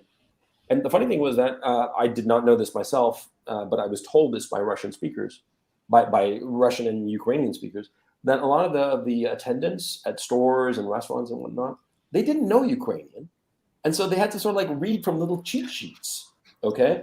Because apparently from my understanding of it, and my understanding is imprecise, but it's more or less like the difference between, say, French and Spanish or French and Portuguese, say. They're Romance languages, but they are different. And knowing one does not guarantee that you understand the other or can speak the other. And so, yeah, and it's, how can I put it? Look, I'm 54 years old, and I grew up in the golden age of the United States in the 70s in Southern California, which really was the golden state. And I still cannot, I've said this before on stream, and I'm repeating myself because I'm an old man, but I, honest to God, cannot believe that the United States has fallen so far from everything that it was supposed to stand for, and that the leadership is so cavalier and so inhumane. I can't get over it. I'm sorry for ranting about this subject, but I think chat, if you agree with, understand where I'm coming from, hit me with a +1, because it really is just, yeah. And by the way, Brian, Alex, I encourage you to ask the chat questions too. I mean, if you have a statement to make, please ask their opinion, because chat is ruthless. That's why we love chat. Just the idea of not allowing people to speak their language, or when people go to work, if people are at a cafe or a restaurant, they can't speak in Russian or English or whatever. I mean, it's so crazy, and it goes against everything that the collective West or the European Union with their EU values goes off about all the time, inclusivity and diversity and all of that. I mean, Cyprus is currently occupied 36% of the island from a coup d'état that happened in 74. Nothing good ever comes out of coups. Nothing good ever comes out of coups. Okay, I'm from Chile. I beg to differ, but that's for another stream. Okay, that's for another stream. Then that's for another stream. In my opinion, nothing good comes out of it. But even to this day in Cyprus, after 48 years of having this divide, the government still operates with 3 official languages: English, Greek, and Turkish. All the signs at the ministries, everything is in the English, Greek, and Turkish language. People, when you go to restaurants, there could be from all kinds of different countries. And some people don't even speak Greek at restaurants or cafes, and they'll talk to you in English or talk to you in whatever language. So, I mean, the whole concept of forcing people to speak a language is so out there. Or threatening them against speaking their language. And I just want to point out the supreme hypocrisy here. The United States, one of their biggest narratives that they've built up against China was the supposed genocide of the Uyghurs in Xinjiang, China. And it went from an actual genocide when there was absolutely no evidence of that. They downgraded it to a cultural genocide. And I have, this is from when I was in China. The last time I traveled was like 2007 or something. And I don't know if you can, but you can look this up. If you look closely, I think I can make you bigger. Hang on, let me try to make you bigger. I'm also trying to do the reverse, but you can see that there's multiple languages on the back there, and it's Uyghur, Tibetan, and a bunch of other ones. Hold it a little closer again, please. I think my camera's got some problem with no worries.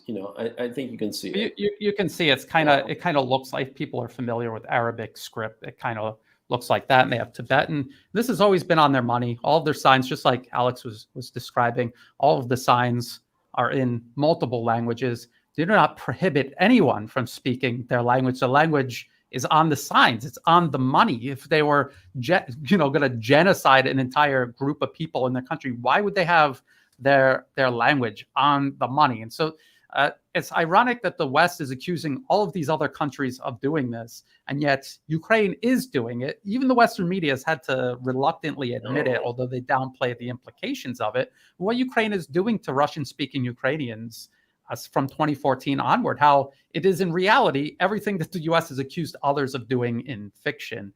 And it just goes to show you how lost the West has become. Yep. Because of this leadership, and what they have done, and how they've misled people, and they've convinced them that up is down, and white is black, and left is right. And snow is black. Snow is black. Snow is black is a famous Bertrand Russell quote. Yeah, and he basically predicted and laid the groundwork for this bullshit that we're experiencing now in the West. Alex? A true hatred, a true hatred for Russians is what it is. It really is. But that goes back to ancient ancestral hatreds. It's there, and they haven't been able to shake it. This elite class, they haven't been able to shake this hatred for Russians, because everyday people, we get along fine. I mean, there are a lot of Russian tourists right now here where I am. I don't know how they. I don't know that the flights that they took to get here and all that stuff, but there are no thing that bothers me so much is see, the West is so concerned about other goddamn countries instead of improving their own. The United States is a shithole. I mean, you see it in videos of downtown cities, of the major cities, San Francisco, Austin, Texas, New York, Paris, London. They're a fucking disaster. And they focus on, what's going on thousands of miles away from their own borders, and they make no effort whatsoever to improve the lives of their own citizens. And in fact, they seem to get some sort of weird satisfaction out of watching the decay of their own cities. I mean, look at any city in the West. Look at it today as it is now and compare it to, say, 25 years ago or 50 years ago. I've seen pictures of cities in California and in Detroit and all kinds of cities that today are just shitholes. 50 years ago, they were bustling, lovely areas that have been completely neglected and almost actively neglected, as if they wanted to make misery in those countries. Hang on a second, I'm still listening. I just have to move a little bit. I saw someone in the comment section when I was talking about China, and they said, "Well, I remember Tibetans being slaughtered." Well, I'm looking at the State Department's website right now, review of Tibetan operations. CIA, they admit the CIA was running armed separatists in Tibet. So of course, if you're a person receiving money from a foreign country and you're trying to kill people in your country and carve land out of that country, the military is obligated to deal with you, to neutralize you. So again, it's amazing how we can all agree that we're being lied to about Ukraine.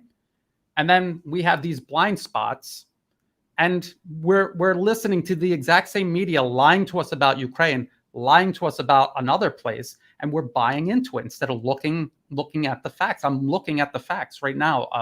Gonzalo is, I could even share it, but I mean, it's off topic. I've done many videos, written many articles. No, go ahead, show it. I'm happy to put it on screen. Okay, this one.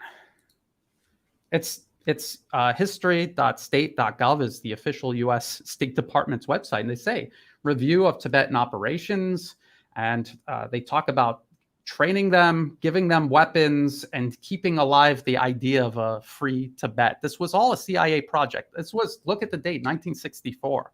So this has been going on for a long time, and every single Free Tibet group today, I can show you the funding going straight back to the U.S. government via the National Endowment for Democracy. If you follow people who live in China and who have been trying to expose the lies being told about China, same as there's lies being told about Russia and Ukraine, they will show you places in China where Tibetan culture is promoted. It is celebrated and promoted. So this is not the CCP versus anyone who is not homogeneous Han Chinese. They're going after separatist groups funded by the U.S. government. This is a country that had been nearly colonized by the U.S. and other Western countries, and they don't tolerate it. No country will or should. So it's completely different to what we're being told by the Western media. I just would like people to recognize if we're completely lied to about the Middle East and Ukraine, China is not the first place they're telling the truth about. And I can prove it with facts that they're lying to you. And I think we need to keep this in sight. One of the things that people neglect to mention, by the way, is that the CIA was funding guerrilla activity in Western Ukraine in the 1950s. That it was actually a big problem for the Soviet Union at the time. And they were funding these neo-Nazis, these insane people. And, it's this kind of regime change. The thing is, it was just a portion of the government, of the elite, the crazy people, like the Dulles brothers, right? Alan Dulles and John Foster Dulles. But it's spread. It's like this weird cancer of the mind that is spread throughout the American leadership class. And back in the 60s, for instance, with the Cuban Missile Crisis, there were enough people who could realize, hey, we have to get off this merry-go-round. We have to get off this ride. And they were able to negotiate an exit that assured some peace and stability. But now we don't have those people anymore, those people who would be a counterbalance to the crazies in the leadership positions. I mean, is there anybody in the American leadership class that is credibly putting a counterweight to this insanity? No. It's just people slightly slowing it down because they don't want to look bad, like the Pentagon. They don't want to go full-on boots on the ground in Ukraine because they know that they're going to look really, really bad when it goes tits up against the Russians. But they're not slowing it down or trying to stop it out of principles. They are just slowing it down to CYA, basically. And that's what we're seeing in the West. There is no sanity in the leadership class of the West. They're all hysterical, and they seem to realize that they seem to believe, and perhaps this is a true realization, that this is their one last shot. I suspect that they are going to play for all the marbles here, and that even if the Russians manage to continue what they're doing without escalating in such a way that it provokes the West, they're just going to keep on going. They're not going to stop, because I think that they feel that they are drowning, and they're not going to let that happen. They're going to pull everybody down with them. It's like a drowning man. You should never approach a drowning man from a lifeline, but never approach him, because he's going to grab you, dig his his nails right into you, and pull you down with him. That's what happens when you are desperate and know that you are dying. And I think that that's the problem with the West. They know that they are dying, and that's why they're pulling everybody else down with them. Oh man, It doesn't have to be like that for the West. I mean, Yeah. well, no, I mean, you and I are rational, and we would realize that it's not the way to go. Yeah. But these people have lost rationality quite some time ago. there are no leaders, none. No, there are leaders. They're insane. That's a different question.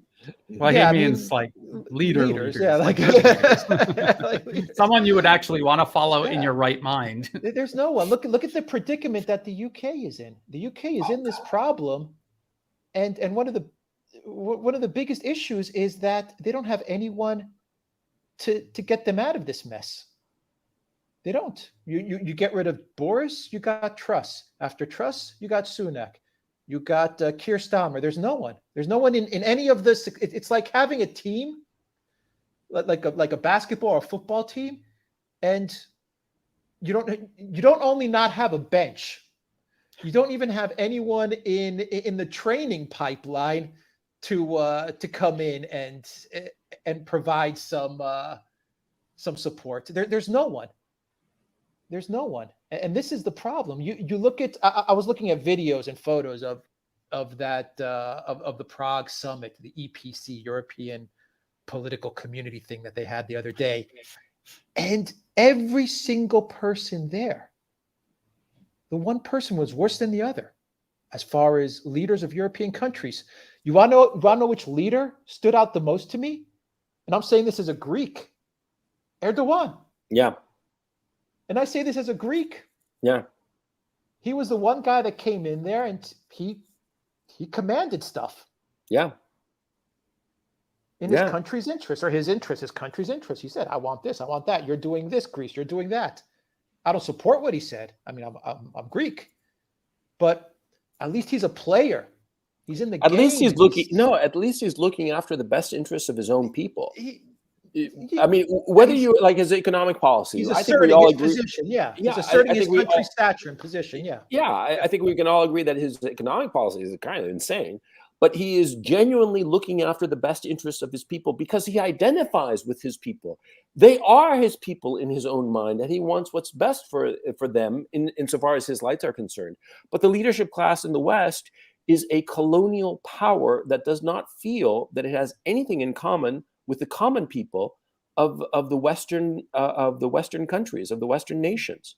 The leadership class just the chat. Orban as well. Yeah, Orban was there. Yeah, Orban, another. I mean, Orban, his bona fides as being a true Hungarian patriot are indisputable. I mean, he was against the communists back in the day when it mattered, and now he's against the neoliberals when it matters. I mean, he truly wants what's best for the people. But Newland, Blinken, Liz Truss. The other candidates in Britain, Macron, Scholz, none of them care about their own people. Baerbock, Habeck. It's a the cosmopolitan. one is worse than the other. Yeah, it's a cosmopolitan transnational elite that gives zero fucks about their own people. And I'll say one more thing with this meeting, and then I'm gonna take off in about 5 minutes. I was infuriated watching all of these people in Prague, laughing, hanging out, as if nothing is going on. Their entire continent is imploding, and these people are having cocktail parties talking about expansion. They're talking about expansion. I was like, Malaka. I'm like, you guys, your countries are falling apart, and you're sitting here talking about a greater European community, 44 countries. I'm like, this is insanity. This is insanity. You guys should be in your office 24 hours a day, 7 days a week, trying to fix the damn mess that you've gotten us into. And not only that, if I was their boss, if I was Mark Rutte's boss, if I was Liz Truss's boss, I would say, get on the phone right now and call up Vladimir Putin and tell him you are sorry. Oh. And hope to God that he forgives you. Literally, that would be never my gonna order happen to them. No, and the thing is, he also what's happened is that they have so pushed the Russians that Putin can't do that, because his position would be so weakened internally that if he tried to negotiate, because nobody in Russia believes any kind of deal is possible with the West. So that is no longer an option. I mean, let's assume that Rutte and Schultz and all these imbeciles had a come to Jesus moment, and they all collectively got on a conference call with or a Zoom call with Putin and said, please, pretty please, we'll be nice now. We promise. Putin politically could not do that. His own people would get rid of him because his own people no longer trust the Europeans. That was the issue insofar as Dmitry Medvedev. He was always considered the most pro-Western of the leadership cadre in the Kremlin.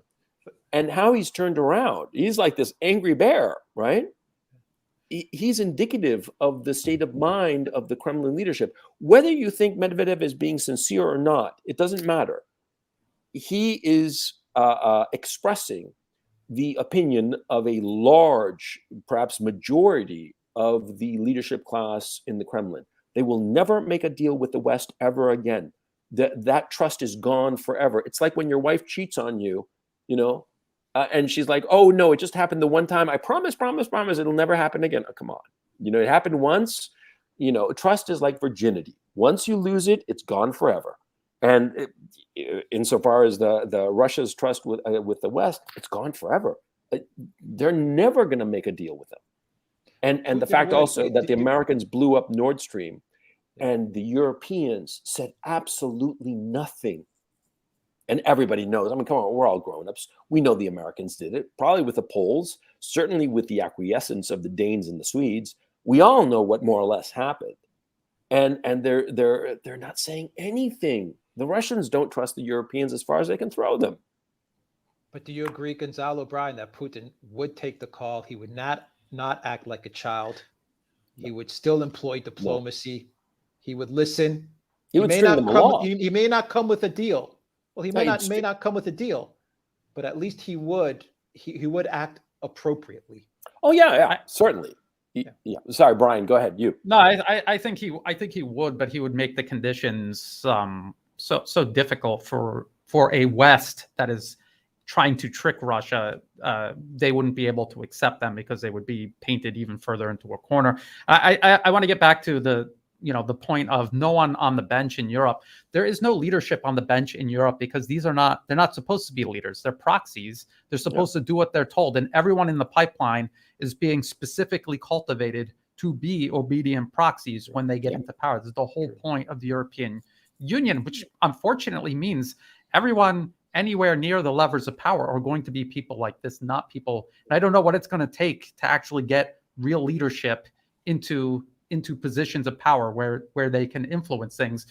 I would have thought, and this is the thing that I'm baffled over, Germany with their industry. You would think that the industry would be lobbying for some sort of sensible foreign policy, but it doesn't seem like there's any way for them to do this. Is that because industry in the US is just vetoing it in Berlin? I don't know. And we were talking about timing, the timing of attacking this bridge to coincide with the timing of what everyone is almost certain about, the Zaporozhye offensive. What about the timing of Ukraine reaching the end of their abilities, their combat, their fighting capacity? Winter is coming, and the economic impact this is going to have on Europe, socioeconomic impact. I'm not an expert in economics, but when they say they're going to suffer during the winter, what do either one of you know specifically what it's going to look like? Who is going to suffer? I mean, which country is suffering are you interested in? Ukraine's or Western Europe? Well, no, just the whole of Europe as they go into, because of the energy supply problem.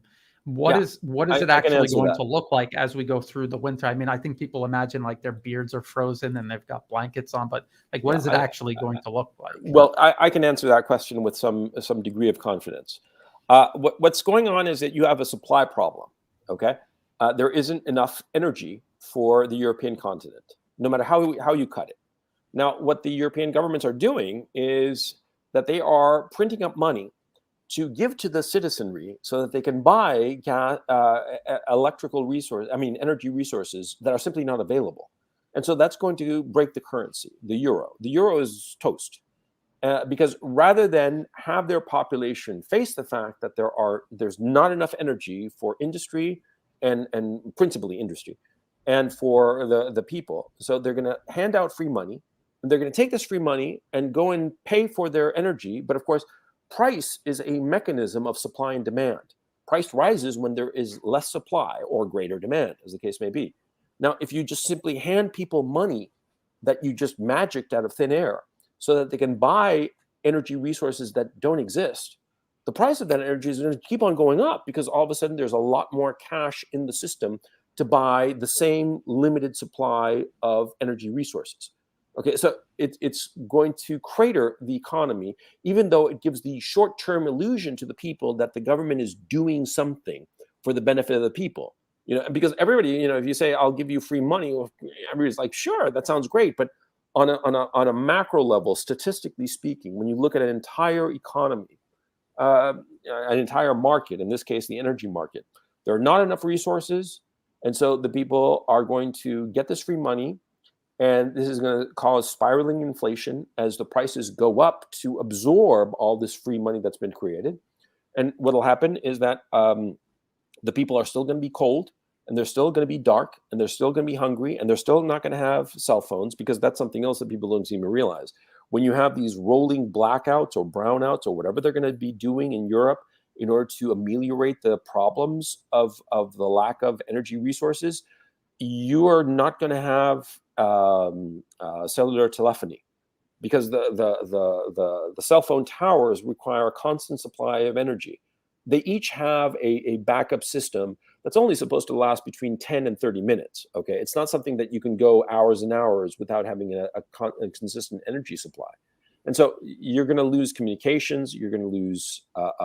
People are going to go cold. In the UK, it was estimated a couple of weeks ago, and that news got silenced, basically, that 1 in 7 retirees is not going to have the energy resources to get through the winter insofar as heating is concerned. Okay, and so you're going to have a catastrophe. I mean, it's going to be a train wreck in Europe. You are going to have people who are going to freeze to death. A lot of people. I mean, not just here and there. It's going to be a lot of people, and you are going to have some sort of a cooperative arrangement for people all to get together, strangers, to stay warm during the winter. It's going to be a complete nightmare insofar as Western Europe is concerned. Paradoxically, in Ukraine, it's going to be okay because paradoxically, they're going to get Russian gas. I looked into it. I made some inquiries insofar as the city of Kharkov is concerned, and we're going to be okay, which is kind of like, I'm 40 kilometers from the front lines, for crying out loud, man. And I'm going to be toasty, right? And people in Germany that I've spoken to, most of them have no idea what's about to hit them. And these are educated people, by the way. And they keep insisting that their governments are going to be giving them money to afford the energy supply. But they don't realize this basic economic fact. It's not the lack of money. It's the lack of supply. There is no supply that can cover the energy needs of Europe. So Europe, it's going to be the order, roughly. It's going to be the Central Europe, that is Germany, Czechia, Italy, Northern Italy, Switzerland. Switzerland, well, there are issues there because they've been smarter. They have a lot of nuclear power and so forth. France is going to have issues, but the big hit is going to be Germany. They're going to take the huge hit. And then it's going to be the UK. And the UK is also going to take a huge hit. And we are already seeing it reflected in the currencies of Europe which is dominated by Germany, of course, and the British pound. You know, the euro is tanking, and it's going to continue to tank, and the pound is going to break parity with the dollar, I would guess, in the next few weeks, 2 to 4 weeks, no problem, because this has already happened. You see, it can't be taken back. The lack of energy supplies for the European continent, including Great Britain, even with Norwegian gas or some bullshit like that, it's simply not enough. When you start adding up all the energy requirements that were being fulfilled by Russia, and the fact that that's been cut off, there is no supplier on the planet that, on a practical level, can ameliorate that deficit. And so Europe is toast, and it's already happened, and there is no way to fix it. Okay, I mean, even if the European leadership right now somehow magically made friends with Putin because of the loss of Nord Stream and because of the other issues with the gas pipeline going through Ukraine, it's just not possible. It's over, and it's a catastrophe. Sorry for this rant, Alex, but I just wanted to fill in. It's no, I agree. I just wanted about. to say, adding on to what you said, Gonzalo, they led us astray over the past 6 months. They knew what was coming. Habeck was running to Qatar, and he was saying, "Oh, I've got an LNG deal. I've got it." I remember Ursula. She was saying the U.S. is going to supply us all the LNG that we need. Don't worry, everybody. They were lying to the people for the better part of 6 months. They were stringing people along. Everything's going to be okay. Everything's going to be okay. Qatar is there. Saudi Arabia is there. The U.S. is there. We're going to find a way out of this. We're going to build pipelines from here to there. And all lies. All lies. And the funny thing is that when they talked about America providing the liquefied natural gas that would ameliorate Europe's deficit, you don't even have to look at U.S. production.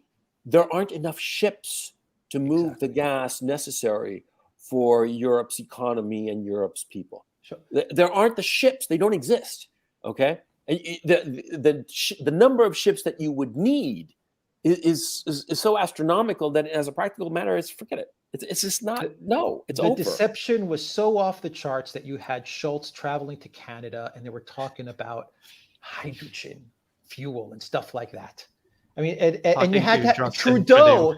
Yeah, Trudeau had to set Schultz straight. That's how crazy this got. Trudeau actually had to level Schultz. The nincompoop Trudeau had to tell them the facts. Yeah. No, it's for Europe, and I've been telling this to European friends and acquaintances, and like I said, many of them don't believe it. And I'm going to actually post a video tomorrow telling my European followers, get the hell out of Europe now, because also I think that what's going to happen is that the Europeans, as this catastrophe increases, they're going to get far more totalitarian, and they are already preventing people from. I mean, first of all, there's a news blackout as to any kind of protest, right? The Dutch protests, the German protests, the French and Italian protests, even they're all blacked out. The Czech protests, all blacked out. But they're going to crack down on those protests, right? And I would not be surprised if in the near term, I'm talking before the end of the year, they might start locking up their borders, of preventing people from leaving. Insane as that may sound, but I think that that's the way of their thinking, that we have to silence these people and shut them down and just control them and make them do what we want them to do, which is basically freeze to death. I mean, I think that's the direction of travel for Europeans. They're trying to centralize the energy buying market. They're trying to make it all central via Brussels. That's what they're working on right now. The pricing of electricity and gas and oil. They banned air travel from and to Russia and Belarus. Yeah. As a European Union. That was the first thing that they did. They banned all of the media as a European Union. Individual countries didn't have a choice. Our tourism market here in Cyprus is around 35% Russian. We should have told the European Union, who are you to tell us who can fly in and out of Cyprus? Or Greece the same. But they all went along with it. Well, as you said, the leadership is beholden to shadowy powers that we don't really know who they are, but who really pull the strings on this whole situation. Well, my next question is, I mean, it doesn't really seem. I mean, do either of you think that they have a plan? And if they don't have a plan, and it's just keeps getting worse and worse, I'm sorry. maybe it's the same case militarily. They're not planning some, like if they are planning a false flag or something, it's just off the cuff because they have no idea what to do and they're just gonna wing it. They're just gonna. I agree. So I mean, economically, what are they gonna? I think Gonzalo nailed it. So just I would say if you had to sum it up, more centralization towards Europe is what their plan is. And we'll see how it goes. We'll see how it goes. Yeah, that's crazy. Because it's like the economic crisis and how badly Greece suffered. But there wasn't some sort of societal collapse. Things got really bad. And I'm just wondering how similar will this be to that, or is this going to go far beyond that? Far beyond. It was bad. It was bad in Greece. Far beyond that, and I will say that it was bad in Greece, and Greece is still feeling the effects of that. No, I mean, people don't report how bad it was. Businesses closed. Lots of people committed suicide because they had their whole lives wrecked. I mean, lots. I mean, thousands and thousands of families destroyed. Thousands of homes lost. Unemployment off the charts. That is still there today. I mean, you have a whole lost generation that either left the country or that has never experienced what it's like to have a normal job.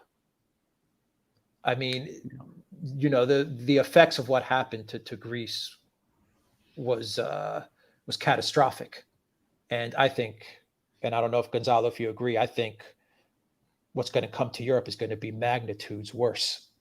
I completely agree. I think that what's about to hit Europe is it's going to make Greece look like a picnic.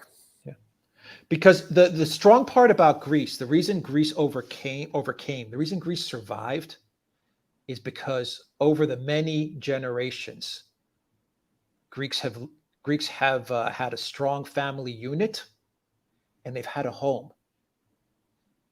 passed down from the grandmother to the parents to the children, and where the Greeks could say, a Greek 20-year-old could say, I don't have a job and I'm probably not going to get a job in the next 10 years, but at least I have a home.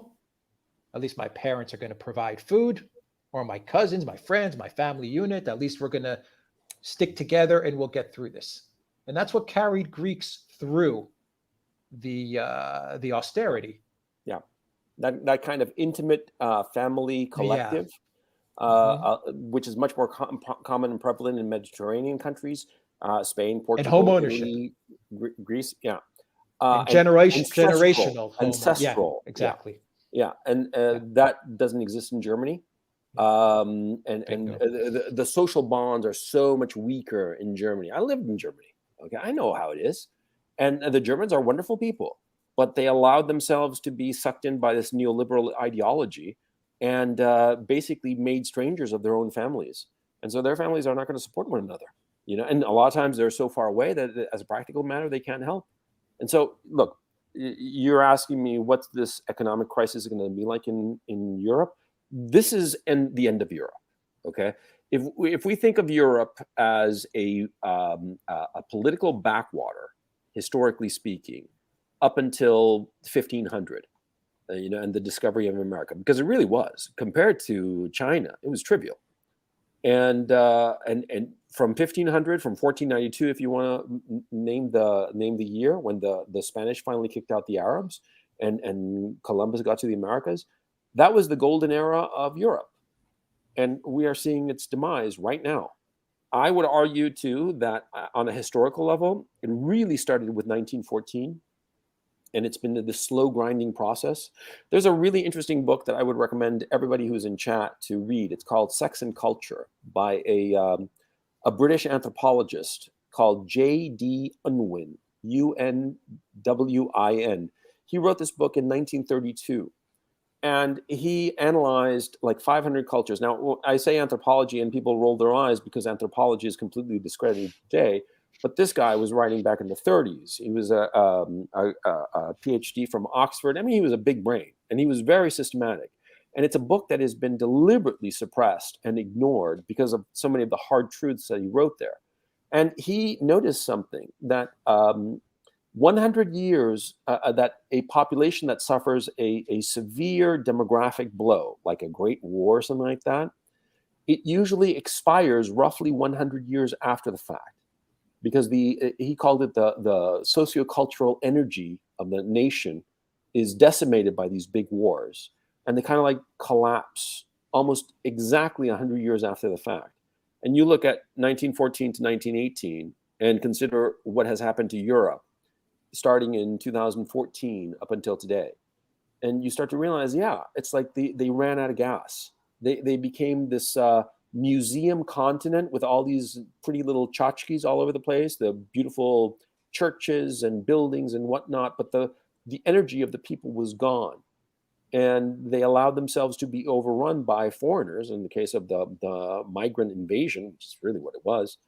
And you look at it in that context, in that much more wider historical context, and it makes a hell of a lot of sense. And what Unwin wrote, I highly recommend it. It's called Sex and Culture. I highly recommend that you get it. You can get it for free as a PDF. It's easy to find. And it's really eye-opening. You don't even have to read the whole thing. It's like 700 pages, but the concluding chapter is the one that sort of like summarizes everything. It's like basically 30 pages. And it's really, really eye-opening.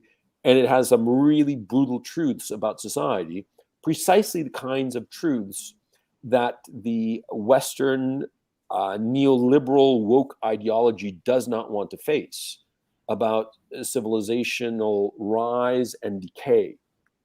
It's a heavy book, and I highly recommend it. Sorry for the tangent, but I thought that you'd all would be interested in it. Well, we started talking about the attack on the Crimean Bridge. I'm interested in what is going to go on in Europe, because this is part of the support base, keeping the proxy war going. And I'm just wondering, in Greece, for example, if people realize that the family unit is the most important unit, that it's like a cell in a body and many cells making up the whole body. Are people in Greece realizing this? Are they reinvesting in the idea of the family unit?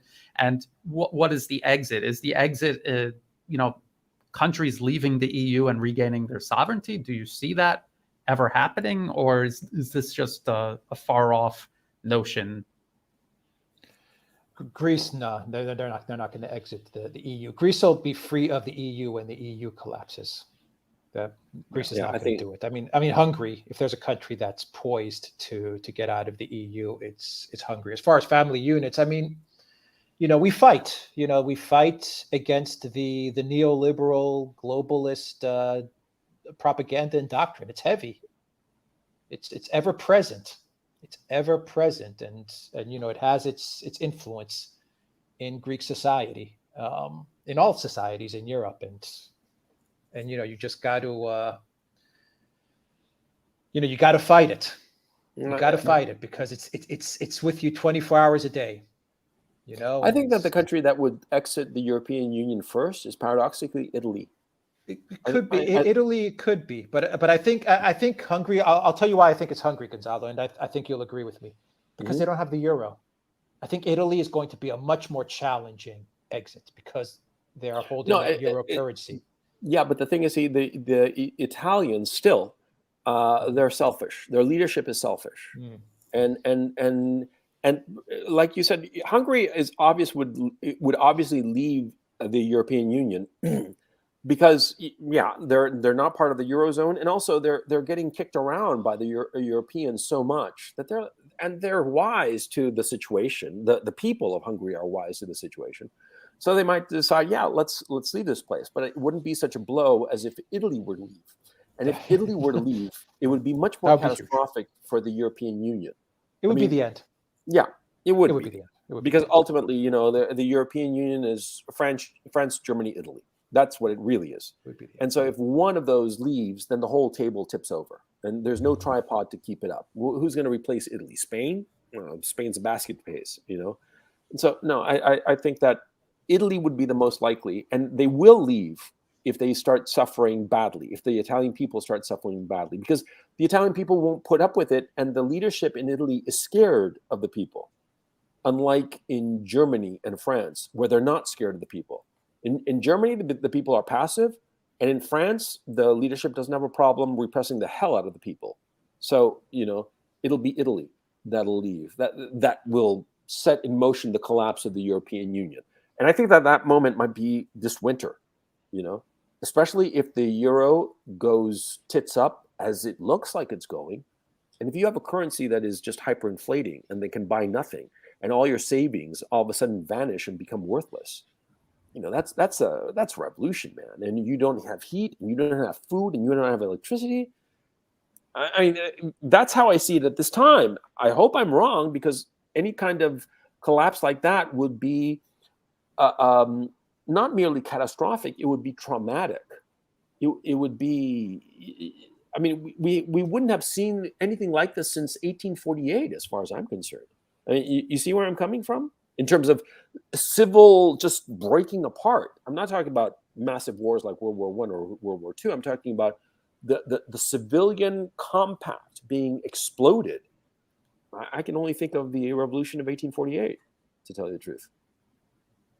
Jesus Christ, we're black-pilled as fuck today.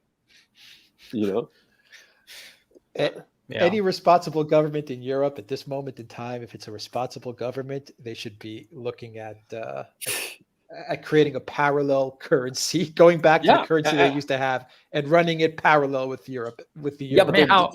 How likely is that though?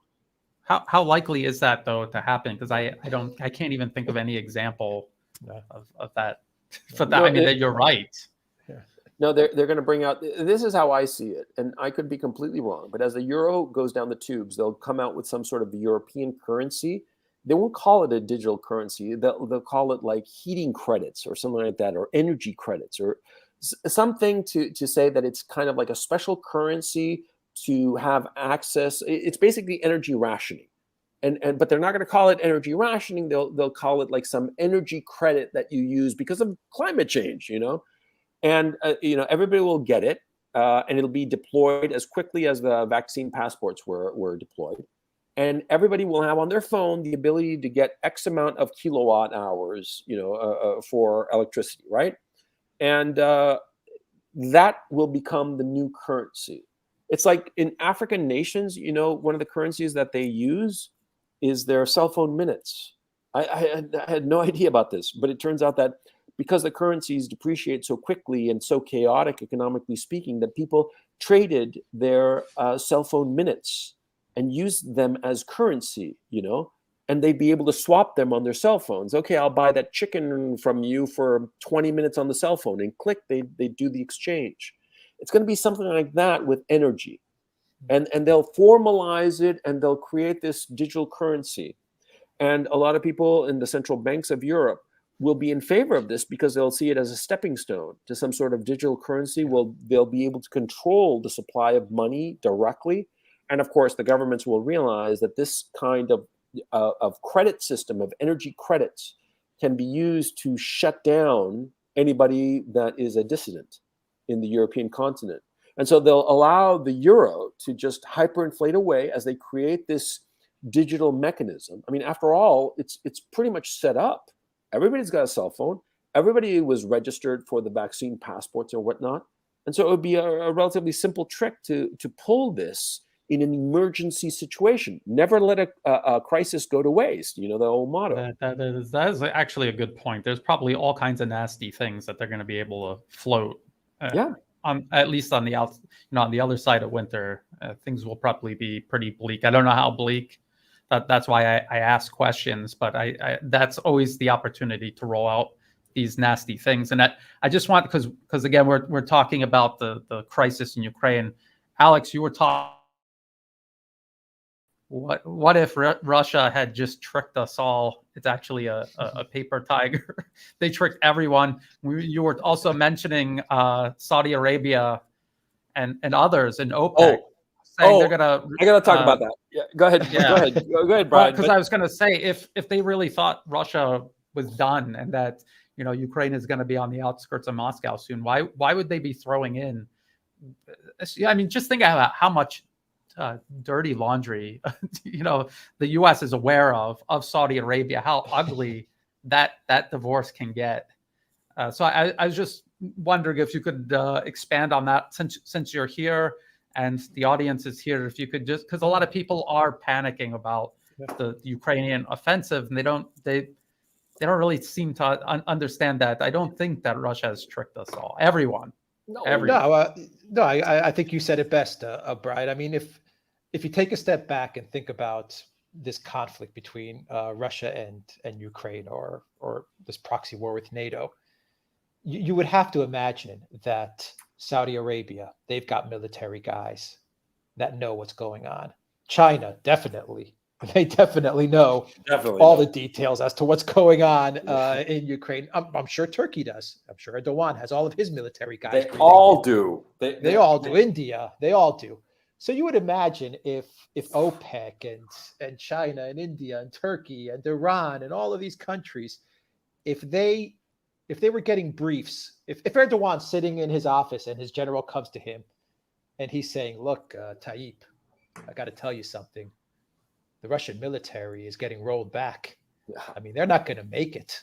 I'm telling you this right now. We've got all our intel. We got guys on the ground. We're selling them the drones. We're selling Ukraine the drones. We're selling Russia the drones. We know Russia's getting crushed. Yeah. So you better go back to Biden and make up. But they're not doing that. So I mean, to me, that's a big picture geopolitical hint that it's not going the way the collective West is telling us it's going. I mean, otherwise, would you believe that MBS would take such a huge risk and side with Russia and China and Eurasia, and even talk about entering the SCO or BRICS, if he had even the slightest indication that Russia's about to collapse? Yeah. No, I don't see it. Because after Russia, it's going to be China. So why would you join the SCO if you knew both were going to be toppled? Yeah. No, but even if you had the sliver of a suspicion, you go with the winner. Russia might lose. Even a sliver of suspicion that Russia might lose, they'd go with the other side. By the way, my clue, by the way, was when Lavrov went to the UN, and the long line of all those dignitaries that wanted to talk to Lavrov, and nobody wanted to talk to Blinken. That was a clue. My thinking is that MBS. I was about to say that MBS's days are numbered. Let me rephrase that. I think that MBS's days of semi-cordial relationship with the United States are numbered, and that number is in the double digits, not more than that, because I think that they're going to try to do a regime change in Saudi Arabia. I think that's the thing that they're going to start obsessing about. Because MBS, he knows, he can read the writing on the wall. He is one smart customer, ruthless as can be, certainly, but capable. I mean, he didn't get to where he is by being a fool, and so he knows, what side his bread is buttered on. He knows that Russia and China are the future, and he knows that de-dollarization is in the cards. And I think that the Americans realize this, and they're going to try to regime change his ass. I think that he's next on the list. I think that actually Saudi Arabia has become a greater priority than China insofar as the American foreign policy establishment is concerned, because Saudi Arabia is their weak flank. And also, you have no idea how much of a complete freak out they had over the cut, the 2 million barrel a day cut that OPEC Plus did. I mean, they had a collective freak out in Washington, in Foggy Bottom. They're like enraged and they don't know what to do. So I think that they're a solution, like the only, I mean, like, when all you have is a hammer, every problem looks like a nail. The regime change for Saudi Arabia. I think that that's what's up next on the menu. And I think further that it could be, and this is me speculating wildly, but it could be that after the November elections, which are going to be very chaotic in the United States for obvious reasons, after that, there's going to be a pivot away from a lost cause of Ukraine towards this new problem of Saudi Arabia and regime change there. I think that they're going to bring up this fact of the 2 million barrel a day cut. They're going to bring it up and say, see, Saudi Arabia is trying to fuck us over. We've been such good friends to them for so long that we have to get rid of this madman, Mohammed bin Salman, and install, what's the name of the guy that Biden likes? You know, he's another one of those princes there. I don't know. Yeah, well, he's another one of those princes. But I think that's next up on the menu. Regime change is a thing that they can use to coerce, not just try to they can do things that look like regime change without not actually trying to accomplish the regime change, because before it actually becomes regime change, it is coercion. And I think that I don't know if this cut in production is enough for them to, make the decision to go all in against Saudi Arabia. The list of allies or even obedient vassals is getting shorter and shorter. So I really don't know. Is it fair to say, Brian? Is it fair to say, Brian, that all of these countries have a clear understanding as to the military situation on the ground in Ukraine, or is that an assumption? Is that going too far to assume that? I know that, like, say here in Thailand, I know that there's people who are in near positions of power or in positions of power that understand it, and others who don't. And people who understand U.S. regime change, and others who don't seem to get it. Others who understand, hey, no matter who gets voted in the United States, this is the agenda and it's going to continue. It's not going to make any difference, except headlines might change. So it's hard to tell how, what is the balance of people who are aware of it and are able to do something about it, and those who are naive or not paying attention. But do you think like a country like China or India, they have an intimate understanding of the situation right now going on in Ukraine, like the conflict? Yes. Do you think they have the intel, the surveillance? Okay. You think they no question. Yeah. No question. They know exactly what's going on. I think also, too, what is happening is that a lot of the Western-trained leaders, bureaucrats in these countries are going to fall under a lot of suspicion, because they're the ones who are so naive as to not understand it, because they drank the Kool-Aid. They went to the United States, went to some beautiful college in the States for some post-grad work or whatever. They got feted by the different NGOs in the States and whatnot, and they've gone back to their countries as satraps. And I think that they are going to be the people who are going to fall under suspicion in a lot of these countries in Asia. The Western trained ones, they are going to be considered a fifth column. That's my appreciation. I mean, Brian, you see where I'm driving? Well, I know that in Southeast Asia, countries are increasingly openly acting against this practice the U.S. has of meddling and trying to influence the internal political affairs of each country. They're very well aware of how this works. They know what the National Endowment for Democracy is. They understand how that works in regards to themselves, their neighbors, because every single country here in Southeast Asia is targeted right now. So they understand that. I think they're also increasingly understanding how linked they themselves are to what's going on in Ukraine, what the stakes are in this what is obviously a conflict between the United States and Russia, and then also China. Countries here in Southeast Asia are extremely paranoid about what would happen if the U.S. attempted to do this to China, because they're doing so much business together, and it's been so beneficial. And anything that disrupts that has a huge impact here in terms of economics, infrastructure, everything. And so, yeah, they're aware of it. I think that's why you see a lot of countries increasingly confident in speaking up against the U.S. You said there was no one online waiting to talk to Blinken, because it's like going to your boss on a Friday afternoon. If you talk to him, he's just going to have you come in on Saturday. So they know what this is about, and that the U.S. is using them at their own expense. There's no benefit at the end of the day for any of this. Yeah.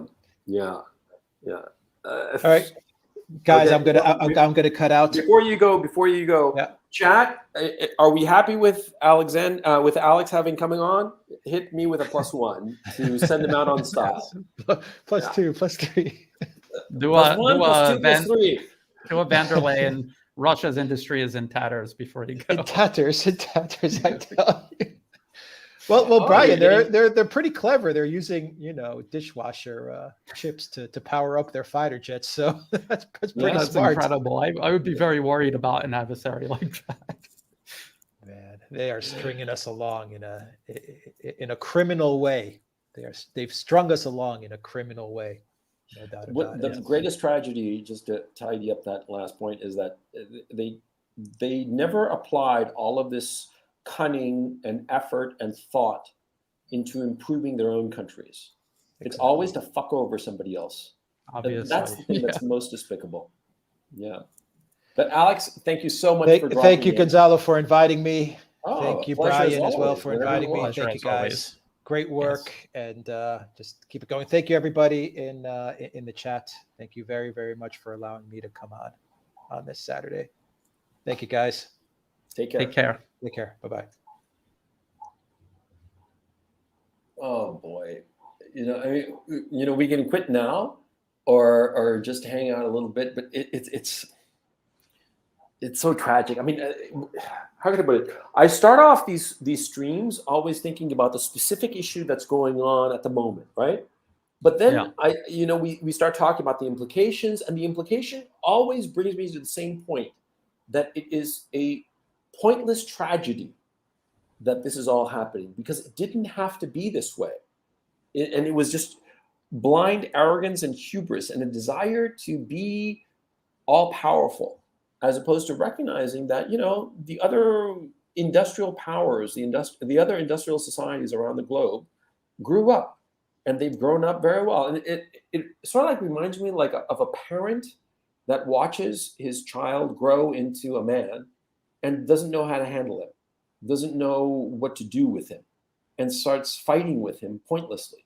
Because the United States, the West, could have had incredibly productive relationships with Russia, with India, with China, which are the inevitable next poles. Certainly Iran as well. Iran has always historically been a great empire. It always has been. It's always been the dominant player of the region. And it stretches back thousands of years. And to try to keep them down pointlessly, I mean, just vindictively. And this arrogant vindictiveness towards China and Iran, and now, oh shit, sorry about that. Let me move to a better location. And now Russia, it's just pointless, and it's so destructive, and it didn't need to happen this way. No, you guys hearing the air raid siren? Yeah, I can hear it. Yeah, sorry about that. Let me just. No, it's okay. It's not like you can control that. Well, no, I mean, like, I think it's so pointless, the air raid sirens, because what are you going to do? If you're going to get hit, you're going to get hit, and so there's really, as a practical matter, nothing to be done about it. Just have to hope for the best, and be more or less prepared for the worst. Oh shit! Hang on, let me close the other window. Brian, what do you have to say about all of this? Well, I absolutely agree. This did not have to be this way. The people running the West right now, they will have it no other way, but it's unsustainable, and eventually something else is going to have to take its place. How difficult that is, that transition, that's another story. But I've heard a lot of people say, and I agree with this, I don't want to see the United States replaced by another unipolar order. I don't want to see that. No. But what is different about multipolarism? Nations like Russia and China and everyone who agrees with them about multipolarism, they agree over the primacy of national sovereignty, the principle of non-interference. Here in Southeast Asia, they have ASEAN, which some people try to compare to the EU, but it's nowhere near as integrated. And one of the founding principles is non-interference. So when the U.S. is pressuring every nation in the region to in turn put pressure on Myanmar because of the conflict there, they do everything in their power to pay lip service to Washington, but ultimately not do that because they believe in non-interference. Once you start going down that road, you end up in the same situation as the US, where you're fighting against everyone. And it is much better to be cooperating with everyone. It's just so much easier. Yes, in competition and cooperation, there will be disputes. That's what you hear in the news about disputes in the South China Sea, for example. Every country near the South China Sea has a claim and is in dispute with each other, not just with China. But this is not something that is so bad that it interrupts trade or normal relations. It's nothing like that at all. So they keep it contained, and they keep everything in check, everything in balance. And that's what you want. You want balance, because there is no perfect system. There is no perfect system. You need to have a balance of power where this nation knows that if they mess with that nation, there's going to be trouble. So better not to. The problem is the US and the UK and the EU, they created a unipolar order that had so much disparity between themselves and these nations that they were targeting, that they were doing it with absolute impunity. What we're watching is a process of that impunity falling away. And you see this dangerous desperation taking its place, at least in the West. And you see everyone else around the world biding their time to try to, as gracefully as possible, make this transition without provoking or escalating needlessly. A lot of people say, why doesn't Russia do this? Why doesn't Russia do that? They know time is on their side. Yeah. They're trying to bide their time. It's like you're winning the basketball game. Why Run out the clock. Run out the clock. Don't do something drastic that could end up actually losing the game. Yeah, exactly. Yeah. Yeah. And all this hysteria from the West, they know that this is it. I think so. On a collective level, they sense that this is it. This is their last stand. And I think too that they ultimately realize that there's no winning move. You asked before if they had a plan. And the thing is, see, you can have a plan when you can see a way to win. But if you don't see any way to win, all you can do is thrash around. And that's what they're doing. And that's why it's so incredibly dangerous, because it's completely unpredictable, because there is no rationality to the decisions being made in the West, specifically in Washington, because no one sees any path to success, because there is no such path. It's over. It's been over for a while. I would argue. Well, also define success. That's the other thing. What is their version of success? Yeah, exactly. Well, I think that the success for them would be some sort of booming economy, and their near competitors being sort of like there, steady. I mean, like sort of like consider the period 1991 to 2008. That's what they want. They want this of like they're the masters and they're running shit, and everybody else is just below them. That's what they want. But that period is over because of two factors. Number one, the others have grown up and they themselves are sinking down because they didn't pay attention to the domestic situation in the West, specifically in the United States. They never fixed the 2008 financial crisis. They doubled down on it. They kicked the can down the road, more debt, more fictitious money.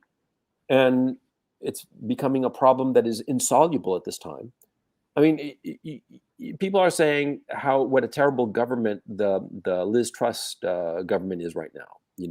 Of simultaneously, doing seemingly contradictory maneuvers on a macroeconomic level. But you see, they're bankrupt. The UK is bankrupt. The United States and Canada are also bankrupt. Europe is bankrupt. They're all bankrupt. And so there is no solution to this bankruptcy. It's what happens when a person becomes bankrupt. They start doing all kinds of crazy shit and start thinking that the latest crazy scheme might somehow save them. Yeah. I mean, you've seen that. You've seen desperate people latch on to crazy schemes, and you're like, what are you talking about? Schemes that in other circumstances they would realize are insane, but in their desperation, they've lost the plot. as that very apt phrase, British phrase has it. They've lost the plot. They don't know what to do. There is no plan because there's no avenue to any successful scenario. I mean, that's my thinking. Would you agree with that? Yeah, well, you have to think when you're having financial troubles, what is the way out? It's consistent hard work, self-discipline, a lot of things that the leadership in the West have no interest in, and they will never do. And so I don't know. And if when you're talking about an individual acting like this, they either end up killing themselves because of their excesses, they end up in jail, or they try to knock over a liquor store or something, get some cash that way.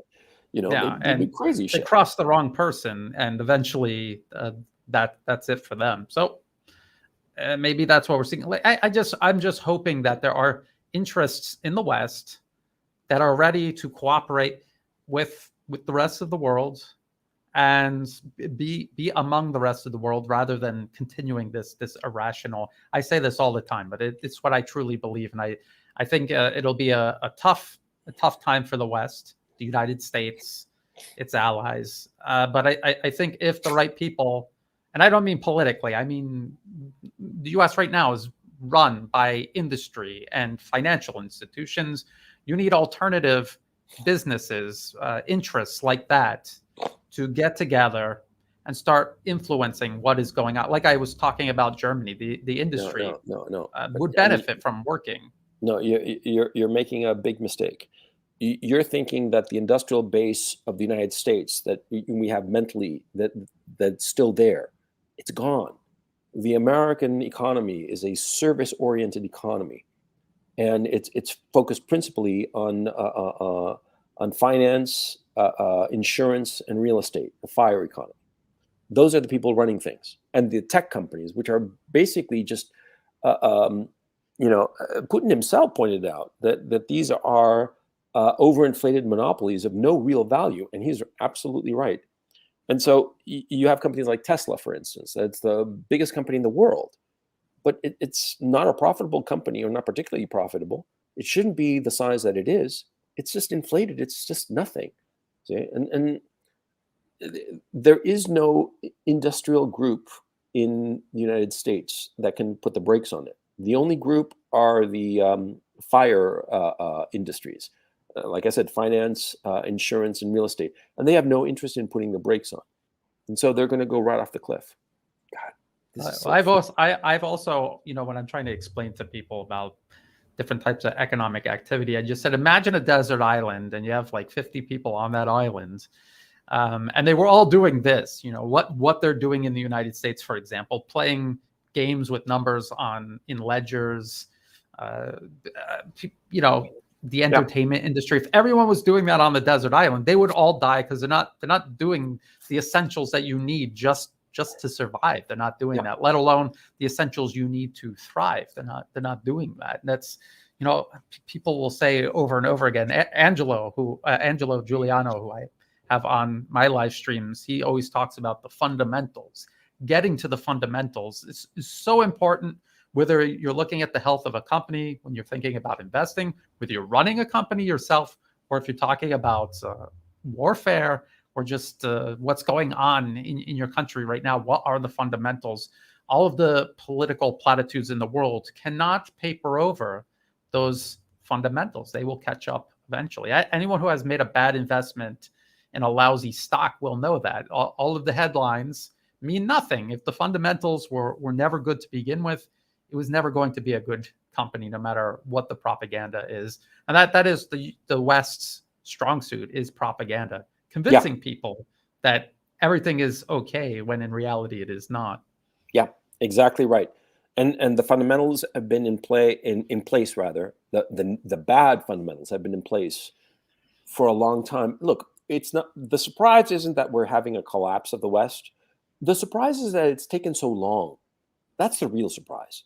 That they were able to keep up this charade of an economy and of a society, quite frankly, for so long. I mean, this whole thing should have gone kaflooey years ago, if not decades ago. I would argue that the whole thing should have gone up in smoke back with the dot-com bubble burst in 2000.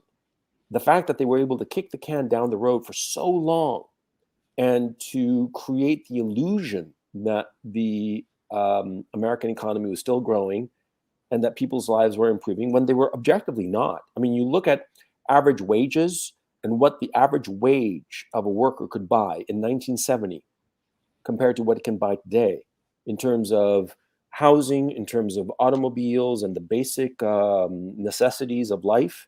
And you see it's a catastrophe. Yeah, nominally, the average wage has increased nominally, but comparatively, it's been a disaster. You know, you cannot survive in the United States on 2 incomes with 2 kids. I mean, with just the average wage, it's not enough. And it's the neglect of the fundamentals of American society. I think principally American society, because I think that you would agree that the United States is the driver of the West at this time and has been, you know, since the end of the Second World War. Absolutely. Yeah. And so their neglect of that and the way that they deindustrialized. You know, the thing that's really shocking is to listen to any speech by Ross Perot back in 1992, because he saw clear as day what was coming. And he thought it was going to be a lot closer. It would happen sooner. And retrospectively, had I been the man I am today, back in 1992, with the knowledge and experience that I have, I would have completely agreed with Ross Perot. He's absolutely right. And I would have thought that the whole thing would go kaflooey in 10 years at the most. The fact that it's gone on for 30 years, that's the surprising part. Well, but Ross Perot is like that. Ross Yeah. Perot is like that annoying guy in the room that everyone is excited about this new thing, and he's pointing out how it's a pyramid scheme and how you're going to lose everything, and no one listens to him because they're all caught up in the moment of what they're going to get, and they don't want, you know, like I said, you need hard work, consistent hard work over time, sacrifice, self-discipline. These type of people are not interested in that. They will never go for that. Everyone, and in the comment section, everyone knows someone like that in their personal life, people like that, and it's hopeless. It's hopeless. But why are they running things? Why are people letting them run things? And this goes back to me explaining to people why you need to look into everything yourself, examine yourself, and whether you've got irrational prejudices or misconceptions. Challenge yourself and look at the facts and follow the truth wherever it takes you. It doesn't matter what direction. If it's the truth, it's the truth. And if you're okay with that, you're not going to be disappointed. You're not going to have like some person you put on a pedestal and then they disappointed you. That's not going to happen if you're not putting them on a pedestal. You're putting the truth on a pedestal. You're not afraid to be wrong if it means going in the right direction. Yeah. And this is what frustrates me. I'll have all of these people in the comment section. Oh, Brian, you're absolutely right about Ukraine, but on Iran, you're wrong. On China, you're wrong. And then they list these talking points from the U.S. State Department. And it's unbelievable that they do this. But that's why these type of people are running things, because you have a public that will just keep falling for it over and over again. Even when they see part of the lie, they're still helping perpetuate another part of the lie. And so the whole thing just keeps going. It's frustrating. But that's why I keep going and keep doing it. I see that there has been a change. I mean, not because of me, but because the alternative media, as a collection of people working on this, I do honestly believe that they've had an impact on raising awareness and just getting people to question things. Even if this guy in the alternative media is not getting everything right, as long as he's getting people to question the narrative and encouraging people to look into it on their own, then it's a step in the right direction. And then maybe there's some kind of hope, because it's not just, hey, let's blame the people running things. What about us? What are we doing?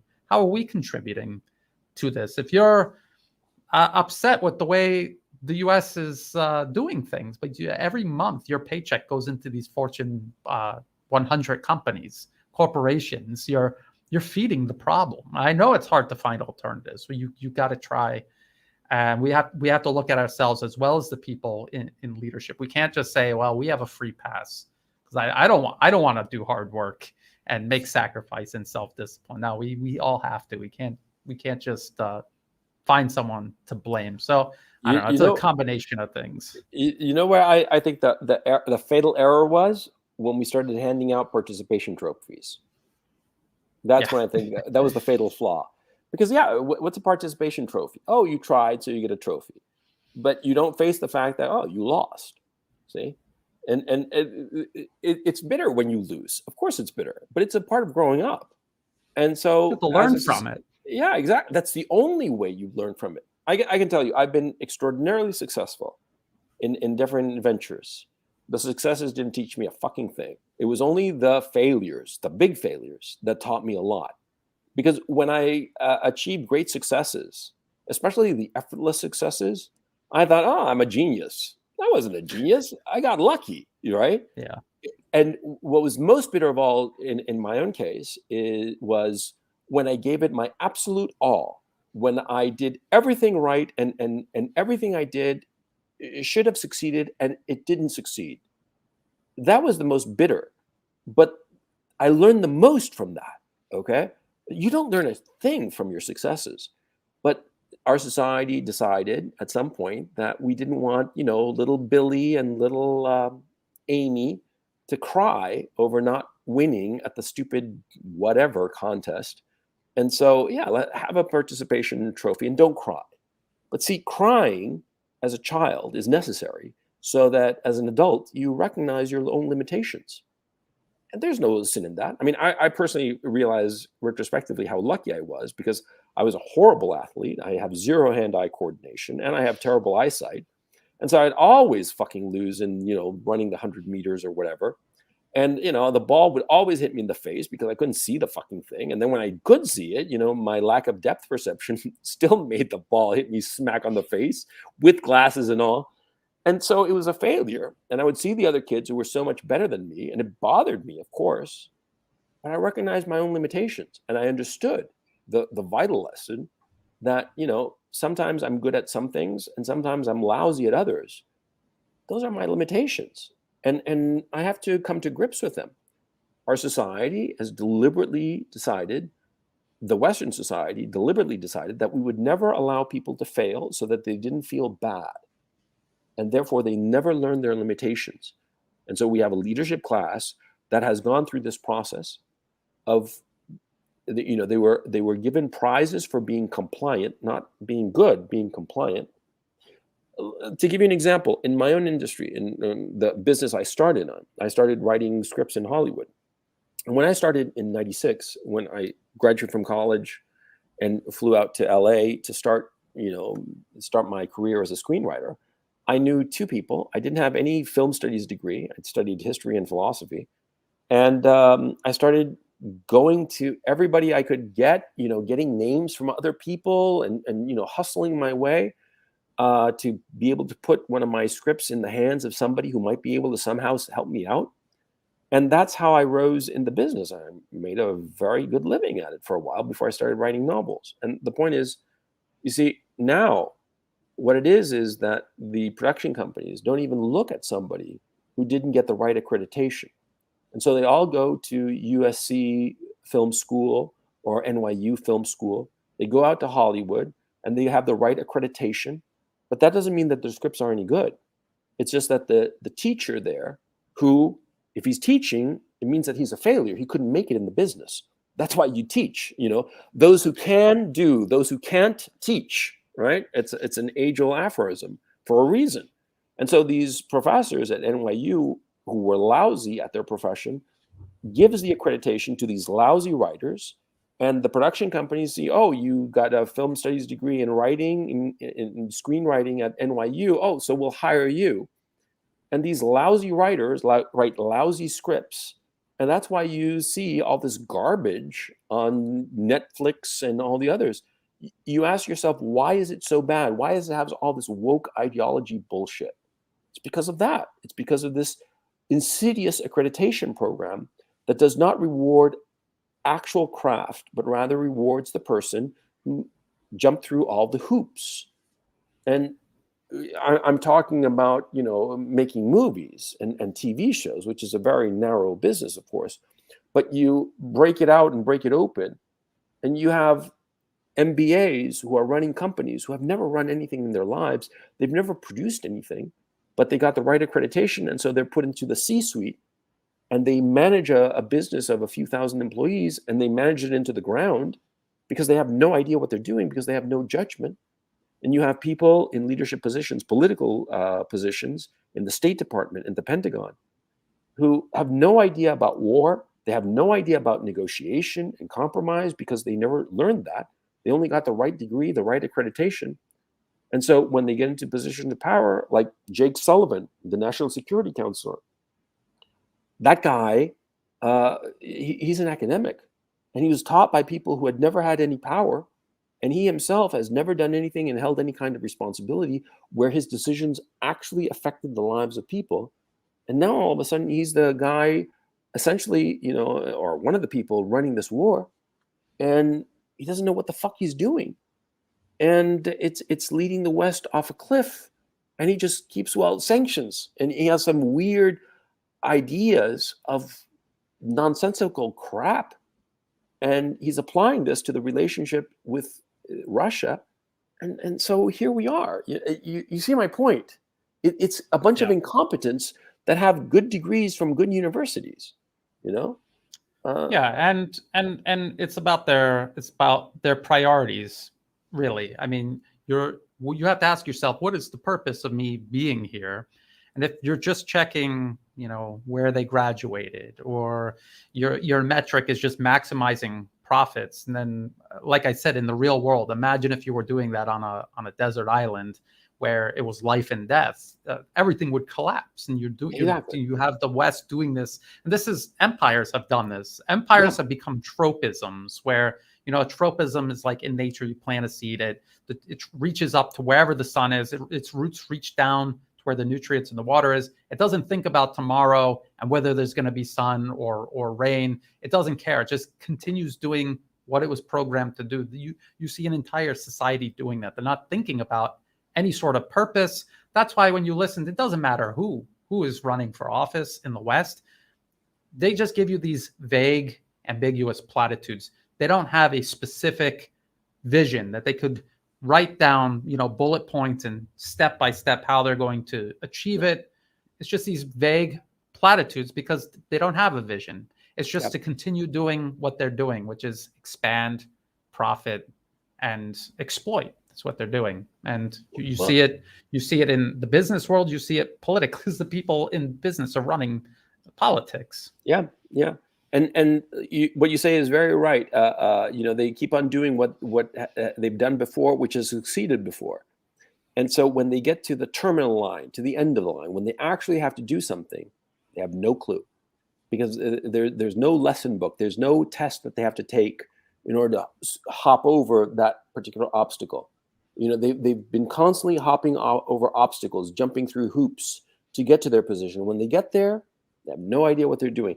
That's what happened with Boris Johnson, Liz Truss, same thing, and it's just so depressing. And so the whole thing is, and so, we're back to the bridge being attacked, and this being for optics, and it's an agenda driven by these people that we're talking about, and so that's why it's hard to figure out whether they actually have a sophisticated plan that we just don't understand, or these are just unqualified, incompetent people who inherited their power and wealth. And just like a spoiled rich brat drives the Mercedes into a lake. I told you that. I was the one who gave you that metaphor. I told you, the trust fund baby who fritters away the inheritance because he's never worked a day in his life, so he doesn't know the value of a dollar. Yeah, it's basically that, Okay, so let's wind it down. We've been going, almost 3 hours. It's been a delight, and because I was thinking of going, if I go on solo, I'll do like an hour, at most, we just want to get my thoughts off my chest. But it's been a delight, of course. And we definitely have to do this again. So to sum up, let's just go back to the Kerch Bridge explosion. Number one, to draw some conclusions. Number one, militarily, it was meaningless. Agree or disagree? I think it's going to cause a disruption, but ultimately it's not going to matter. I think It's not It's determinate. it's definitely going to be a disruption. It's gonna cause Russia to have to do extra work. But at the end of the day, it's not going to make any difference to the outcome. Yeah, I mean, what I meant is it's not determinant to the outcome of the war. Oh, no. No. And in the scheme of things, it's a minor distraction. Like, it's not a big deal. Okay, number one. Number two, definitely done by the Americans, or let me phrase it, definitely done with the Americans okay, and probably instigated by the Americans. I would agree. I would agree that this was a plan they had been working on for a while, and the U.S. and others were involved one way or another. Yes. Yeah. Okay. Number three, the Russians will not overreact. I think that they will not. That they are laser focused. You know how you get revenge when something like this happens? Winning the war. That's how you get revenge. You overreact, and then it costs you the war. You got your short-term revenge. What good is it? Yeah. So yes, I agree. Yeah. Fourth point, most important point. The Russians currently are decisively winning this war because they are doing what they said that they were going to do, which was to demilitarize Ukraine.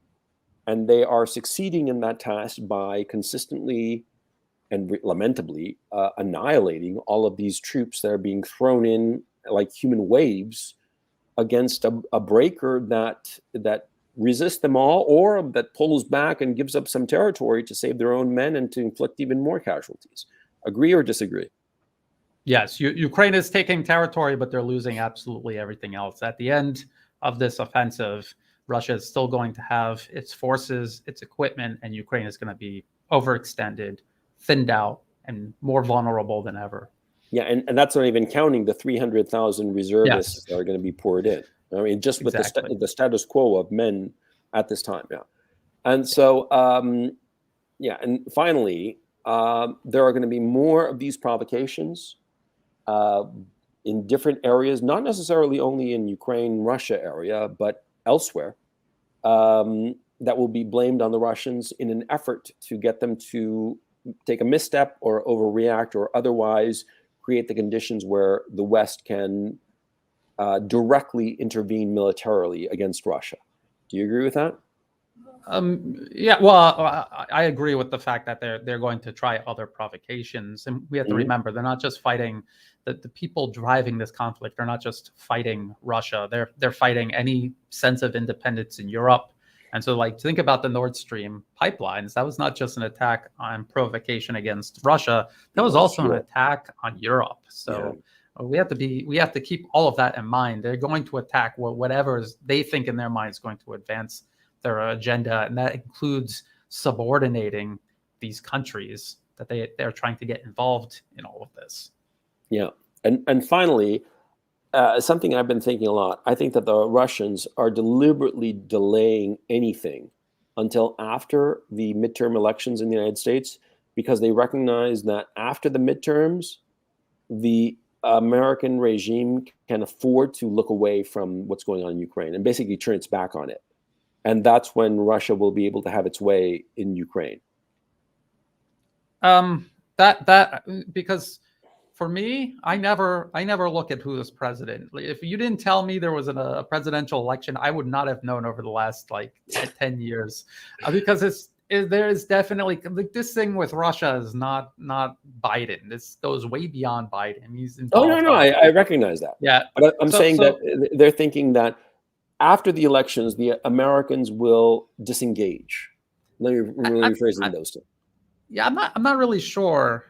I'm not really sure. But what the timing that is most important is waiting out this offensive, waiting for Ukraine to fully extend themselves, and the weather changing, and the ways that Russia can exploit that to their benefit. I think that more than anything else, that timing is of the essence.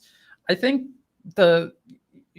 politically, the elections in the U.S., I think that is not driving U.S. policy. Okay, so you think driven by it. So you think that for the Russians politically, the Samarkand summit was much more important than anything going on internally in the States? Yeah, I don't think that they pay attention much to that. I mean, I think a little they bit. do. Yeah, I mean, it does. It might factor in. I mean, just to be able to predict the Americans, if only vaguely predict Yeah. them. Yeah. Well, think about this. The one thing that is important about elections is it's reflecting what the people are thinking. Even if no matter who they vote in, it's going to continue going. If everyone is rebelling in terms of their votes, it's a sign that there's a possibility that they might go beyond just voting, because when they figure out, if ever they figure out that voting is not going to change anything, then there will be a next step in understanding the sentiment of the American people, and which direction they're going is very important to understand. I've always seen elections as a release valve. Mhm. Trump getting in, I mean, that was a release valve. People were so frustrated, Yep. and it buys them time to kick the can down the road. Ultimately, doesn't really change anything. But I'm not sure, because I'm overly critical of the role that internal American elections have on everything. That might be a blind spot of my own. That's why I do tune into other analysts who talk about the internal political goings on in the U.S. or in Europe, just to keep track of it, just in case there is some sort of correlation that I'm missing. So I keep an open mind to that. Yeah, my own sense of the American election is that I do believe that the Russians are paying some attention to it, and I think that they are thinking to themselves that, well, it might be smart to like hold off on anything really major until after November 8th, because on the one hand they're going to have the rainy season and the ground will really harden up in mid to late November. And so, as a practical matter, they don't have to go whole hog right now. It might be just smart to just hang steady, keep on grinding away in this boring way that they've been doing until after the election, so as to not create inadvertently any provocation to up the ante. Like the Biden administration might decide that to up the ante in order to improve his own electoral position at our expense. And so maybe just keep it calm, keep it cool until after that election. And after that, they can do whatever they want. And the Biden administration will be so dealing with the fallout of the election, however it goes. I personally think it's going to be corrupt as sin, but that's for another broadcast. But yeah, I think that it's something along those lines. I don't think that they're like, that their entire timetable is based on it. No, not by any stretch of the imagination. But something to keep an eye on, kind of thing. You know what I mean? And I think that also consider that there are people who really do believe in the elections, and they get fanatical beforehand, and then, like you said, after the election, they all go back to sleep. So yeah, I mean that would always benefit people who are doing something and don't want people being whipped up into a frenzy exactly by the Western media. So that there's some logic to that. So I think it's a combination of things. I think the weather and much more important. Much more important. Yeah, and the offensive. I mean, Ukraine is going all in. They, what do you do if Russia had the forces to stop them dead in their tracks? Maybe they would stop throwing men and equipment into the offensive, and they would hold them back in reserve. Like, imagine if Germany did that, how much harder it would have been at the end of the war. And they might have had to do something like some sort of political settlement. But if you can encourage them to throw everything that they have into this offensive and fully extend themselves, encourage them to believe there is a chance. Yeah. And then you have your force ready to go. So I think we have to really keep an eye open. Yeah, because I mean, thinking in those terms, what would happen is that Russia, the Kremlin, Putin and the Kremlin would take the short-term political hit of, why aren't you doing enough? Why aren't you hitting back hard? You can, that kind of pressure. But if it encourages the Zelensky regime to overextend itself and just throw away men and material to no gain, then you can afford to take the political hit and be like, chill out, work itself out in the end, because it will, because the other guy is going to be, totally out of gas. I mean, metaphorically speaking, and perhaps even literally. And so you can have your way with it. And you will take the short-term political hit as Putin and the Kremlin are currently having, because they are getting a lot of criticism. But like I said at the beginning of this broadcast, I mean, looking at the numbers, I don't see why anybody serious can be criticizing how they've been conducting this war, because they're winning. I just don't understand this absurdity that they're losing. I mean, it's just, what are you talking about? If the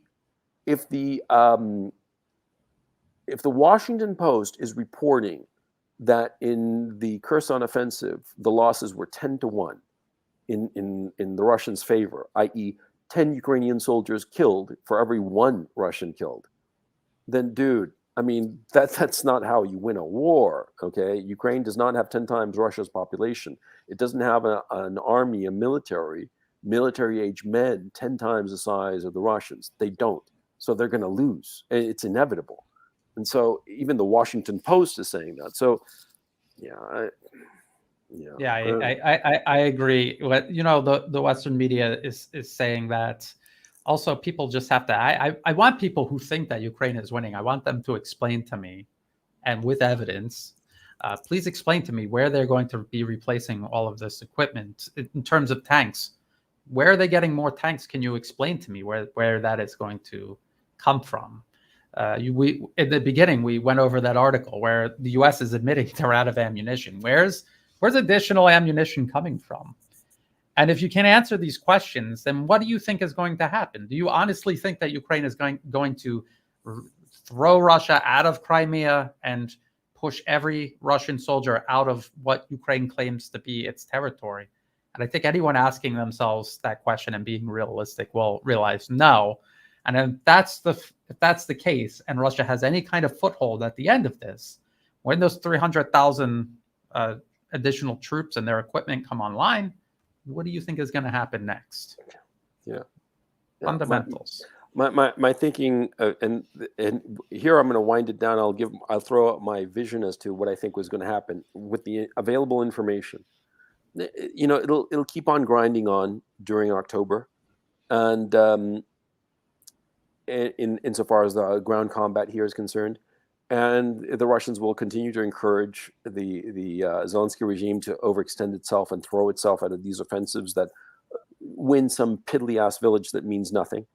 And then when things are right and they have all of their guys, their surge, if you want to call it that, the reservists, once they have got all those people in position, it's going to be just one big sweep. And I think that'll happen in November, December. The goal being to just sweep the whole thing, because they will have the men. I mean, something else that people don't seem to realize that I do believe that they didn't call up 300,000 men. They've called up a lot more, because I have acquaintances in Russia, and a lot of people are saying that they have been called up. The number of such people is disproportionate to merely 300,000 out of a population of 145 million. I think it's probably closer to 1 million. And in fact, in the decree that Shoigu put out, the actual number, the official number, was kept secret. I forget of the declaration of calling up reservists, partial mobilization. In the number, I forget the number of the decree, but you know what I'm talking about? I heard that, but I didn't look into that and confirm that, because I was hearing it from the Western media, and they're trying to make it like, oh, they're gonna call every man, woman, and child to go because they're losing so badly. But no, I think that is true, and number one, and I think it's more than 300,000. I mean, if you're gonna do it, if you're gonna go big, you know what I mean? And so I think that number of people, even if it is just 300,000, that's the kind of force that you need to occupy a country the size of Ukraine. And I think that that's the ultimate goal. They're going to go all the way to Lviv and capture the whole fucking country. And I think that they're going to be able to, once the Zelensky regime forces are broken, and I think it's going to happen now. I mean, now in the next 90 days, certainly. Do you agree, or you think it's going to be longer? A lot of people think it's going to be a forever war. I don't think it's going to be a forever war. I think it's difficult to tell how much further this offensive will go. If you had to put me on the spot and say, Brian, what do you think is going to happen? This is pure speculation. So don't. Yeah, don't it's, hold my it's a feet to the parlor fire. game. But- Yeah, it's a but parlor game. Yeah. I would say, look, Ukraine is going to continue pushing. They may make more gains again. If it's between Russia being encircled or losing large numbers of troops, they're going to fall back, and they will continue doing that for as long as they have to do that. Yeah. So there might be some more, this hysteria, this optimism that is flooding across the pro-Ukrainian camp. I think the 300,000 that they called up, or whatever the number is, they're making their way.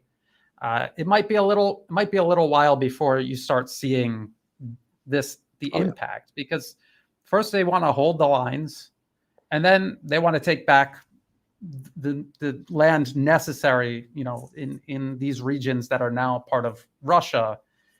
They may or may not use this force to push even further. They might do another mobilization. I don't think anyone should rule. Just like you were saying, they might have set this up to bring in many more troops than what they said at first. So, what you said is absolutely true. The size of the force they went into Ukraine with in February is not nearly enough. If you look at Iraq, it's physically smaller, almost half the population as Ukraine, decrepit, demoralized, poorly trained, extremely poorly equipped army, the Iraqi army, and the U.S. sent about the same number of troops, actually more, and it depends on which number you cite, but more than Russia sent into Ukraine. This country, much bigger, much larger military, trained by NATO for 8 years, well equipped, receiving Western weapons, but also they had their own military industrial complex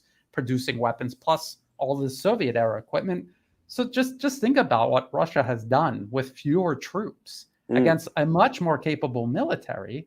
Yep. And now they're bringing in, like you said, you need riflemen on the ground to hold territory. It's just a fact. They didn't have enough to do that. So we're watching the rectification of that mistake. I don't think it was a mistake. That's what we'll see. Yeah. Well, you know what I mean. They're rectifying the conditions that allowed this to be the situation that it is. They're bringing in these. I think personally, they couldn't have done this sooner politically, and it's a political necessity to do this sort of escalation in stages to the point where they are at now, and they may be waiting to bring in even more troops to do like what you said, go to Kiev, go to Lvov. I don't know, but they would need more troops to do that, and they may have to wait until that is politically acceptable at a later time. Yeah, I think that people don't understand that the United States would go into some country and not give a shit about the politics of the situation because, hey, we're the indisputable nation or some bullshit like that. And so everybody had to put up with this shit. But Russia was not in that position. It had to keep China and India on side and the global South generally on side and keep them sympathetic to their cause with this. I honestly think that they played it masterfully, given the political limitations that they were stuck with. This really has been an extraordinary 7 months, and the next 5 months, I have I have a pretty fair idea where we're going to be for February 24th, 2023, and I think that, well, we'll see how it goes. Anyway. We've been going on for 3 hours. We're going to end it here. Chat, I hope you enjoyed it. Give Brian a +1 if you appreciated him, because I most certainly did. And I'll post right there. I'm as good as my word. +1 to Brian, because it's always a delight talking to you, man. I mean, I really appreciate it's always, you being on. Yeah, always a pleasure to be on. Being on here, and all the excellent people that flock to be on your streams. It's always a pleasure. You never know who's going to pop in, and I never know who's going to pop in. Yeah, I always learn new things, and I hope the people in the audience they keep an open mind and that they're learning new things. That let's just let's just remember, even I, at one point in my life, I was gullible. I bought into it, and I was enabling this whole agenda myself. I mean, I Yeah, was in the Marine me Corps. too. I was a direct enabler of this. We got to keep an open mind. We gotta learn. We got to help each other to learn. Yeah. And that's why I love these this forum that you have. That is what it's all about. It's about listening to all different points of view and learning together. So thank you. Thank you a Oh, my lot. pleasure. My pleasure, man. The most important thing I feel is the ability to listen carefully to what the other guy is saying, especially when it disagrees with what you think. Because there are, two possibilities. Either you're right and I'm wrong, or I'm right and you're wrong. And so if you're right and I hear you out, then I will improve my position and get closer to the truth. And if I'm right, I can hear your criticisms and realize, oh, no, that's not what's going on. It's, I am on the right track. So it's always beneficial to listen to contrary points of view. And that's the thing that's so frustrating about this show, man. I try to bring on people on the opposite side of the fence, and none of them want to appear. That leads me to conclude that they know fundamentally that they're on the wrong side of this. Yeah. I mean, I had that problem when I first started doing videos. I challenged everyone to debates, everyone, my worst enemies, who people who have been like obsessively stalking me for years. And I was like, just come on. Yeah. Just come on. We'll talk, and I'll be, me, I'm not going to be mean or vulgar or but they don't, because they know that they know what they're doing. A lot of these people, especially the ones who are well established, they're making some bank on their positions, and they don't want to jeopardize that. And they don't want to be made to look like a fool. Isn't that pathetic? Because basically what you're saying in a very polite way is they are lying for money. They're basically whores. That's what I mean, you're way too gentlemanly to be as vulgar as I am to just call them that, but that's what they are. They're whores. What they believe is biddable. If you pay them the right amount of money, they'll sing your tune. That is just so pathetic. And they can get away with it if they always have that barrier in between them and their critics, and they can post their nonsense, and they can play to people who are sympathetic because of their prejudices and their ignorance. They can get away with it. But if you said, hey, where's your evidence? Show me the evidence. And they can't. What are they going? Well, everyone is going to see them for what they are. And they will never allow themselves to get put on the spot like that. So yeah, exactly. Oh man, I mean, we could do a whole. It's just going to be boring with all of us agreeing with each other. Well, it's that we're all on the same page in terms of like looking at reality as it actually is, because I mean, lots of times we, on the show, you and I mean, I most especially, I love speculating because I'm always interested in the future. I always want to know the next episode before it airs. You know what I mean? And so like, I know for a fact, and I know how foolish sometimes my speculations lead me down paths that are just stupid. But it's just exciting to try to figure it out. But the thing is, see, we all agree on the basic facts. And whenever I speculate as to what might happen or what have you, I always make it a point to put the caveats that we don't know this. This is what I think with the information I have available. But the information I have available, I make sure that it's accurate, that I more or less know what the hell I'm talking about at this time, or point out those bits of information that nobody is highlighting, but that are actually true. But these guys, man, they just ignore information to maintain their storyline. And that's the thing, that it's just a fucking storyline. And that's the thing. I mean, as somebody who cares about the difference between fiction and reality, because after all, that's where I started at, making shit up, right? And I always want to stay on the right side of reality. I want to be talking about things that are real and not, fantastical, because it's fun to talk about fantastical things.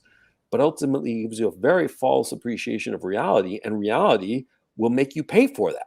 You have to have an accurate grasp of reality, or reality will slap you around like God knows what. But these guys know. They go down this. Yeah. So anyway, we're going to end it here. And Brian, stick around so I can say a few words. And it's always a great pleasure. Chat, I hope you enjoyed the show. I had a hell of a lot of fun. It was a delightful broadcast. And like I said, I'm getting over this cold. Yeah, and I know, chat, that I'm smoking too much, and I shouldn't be smoking even now. But I'm weak. I'm weak. I'm a sinner. I'm a weak sinner. So you're gonna have to forgive me. But I'm trying to set up something for Tuesday. But for sure, I'm gonna have Mark Sloboda on Thursday, shooting the breeze and talking about what else, And Mark is for sure on Thursday, and I'm lining up guests for Tuesday, but that's not a sure thing yet, but hopefully it will be. And until then, you guys take it easy, and I will talk to you soon.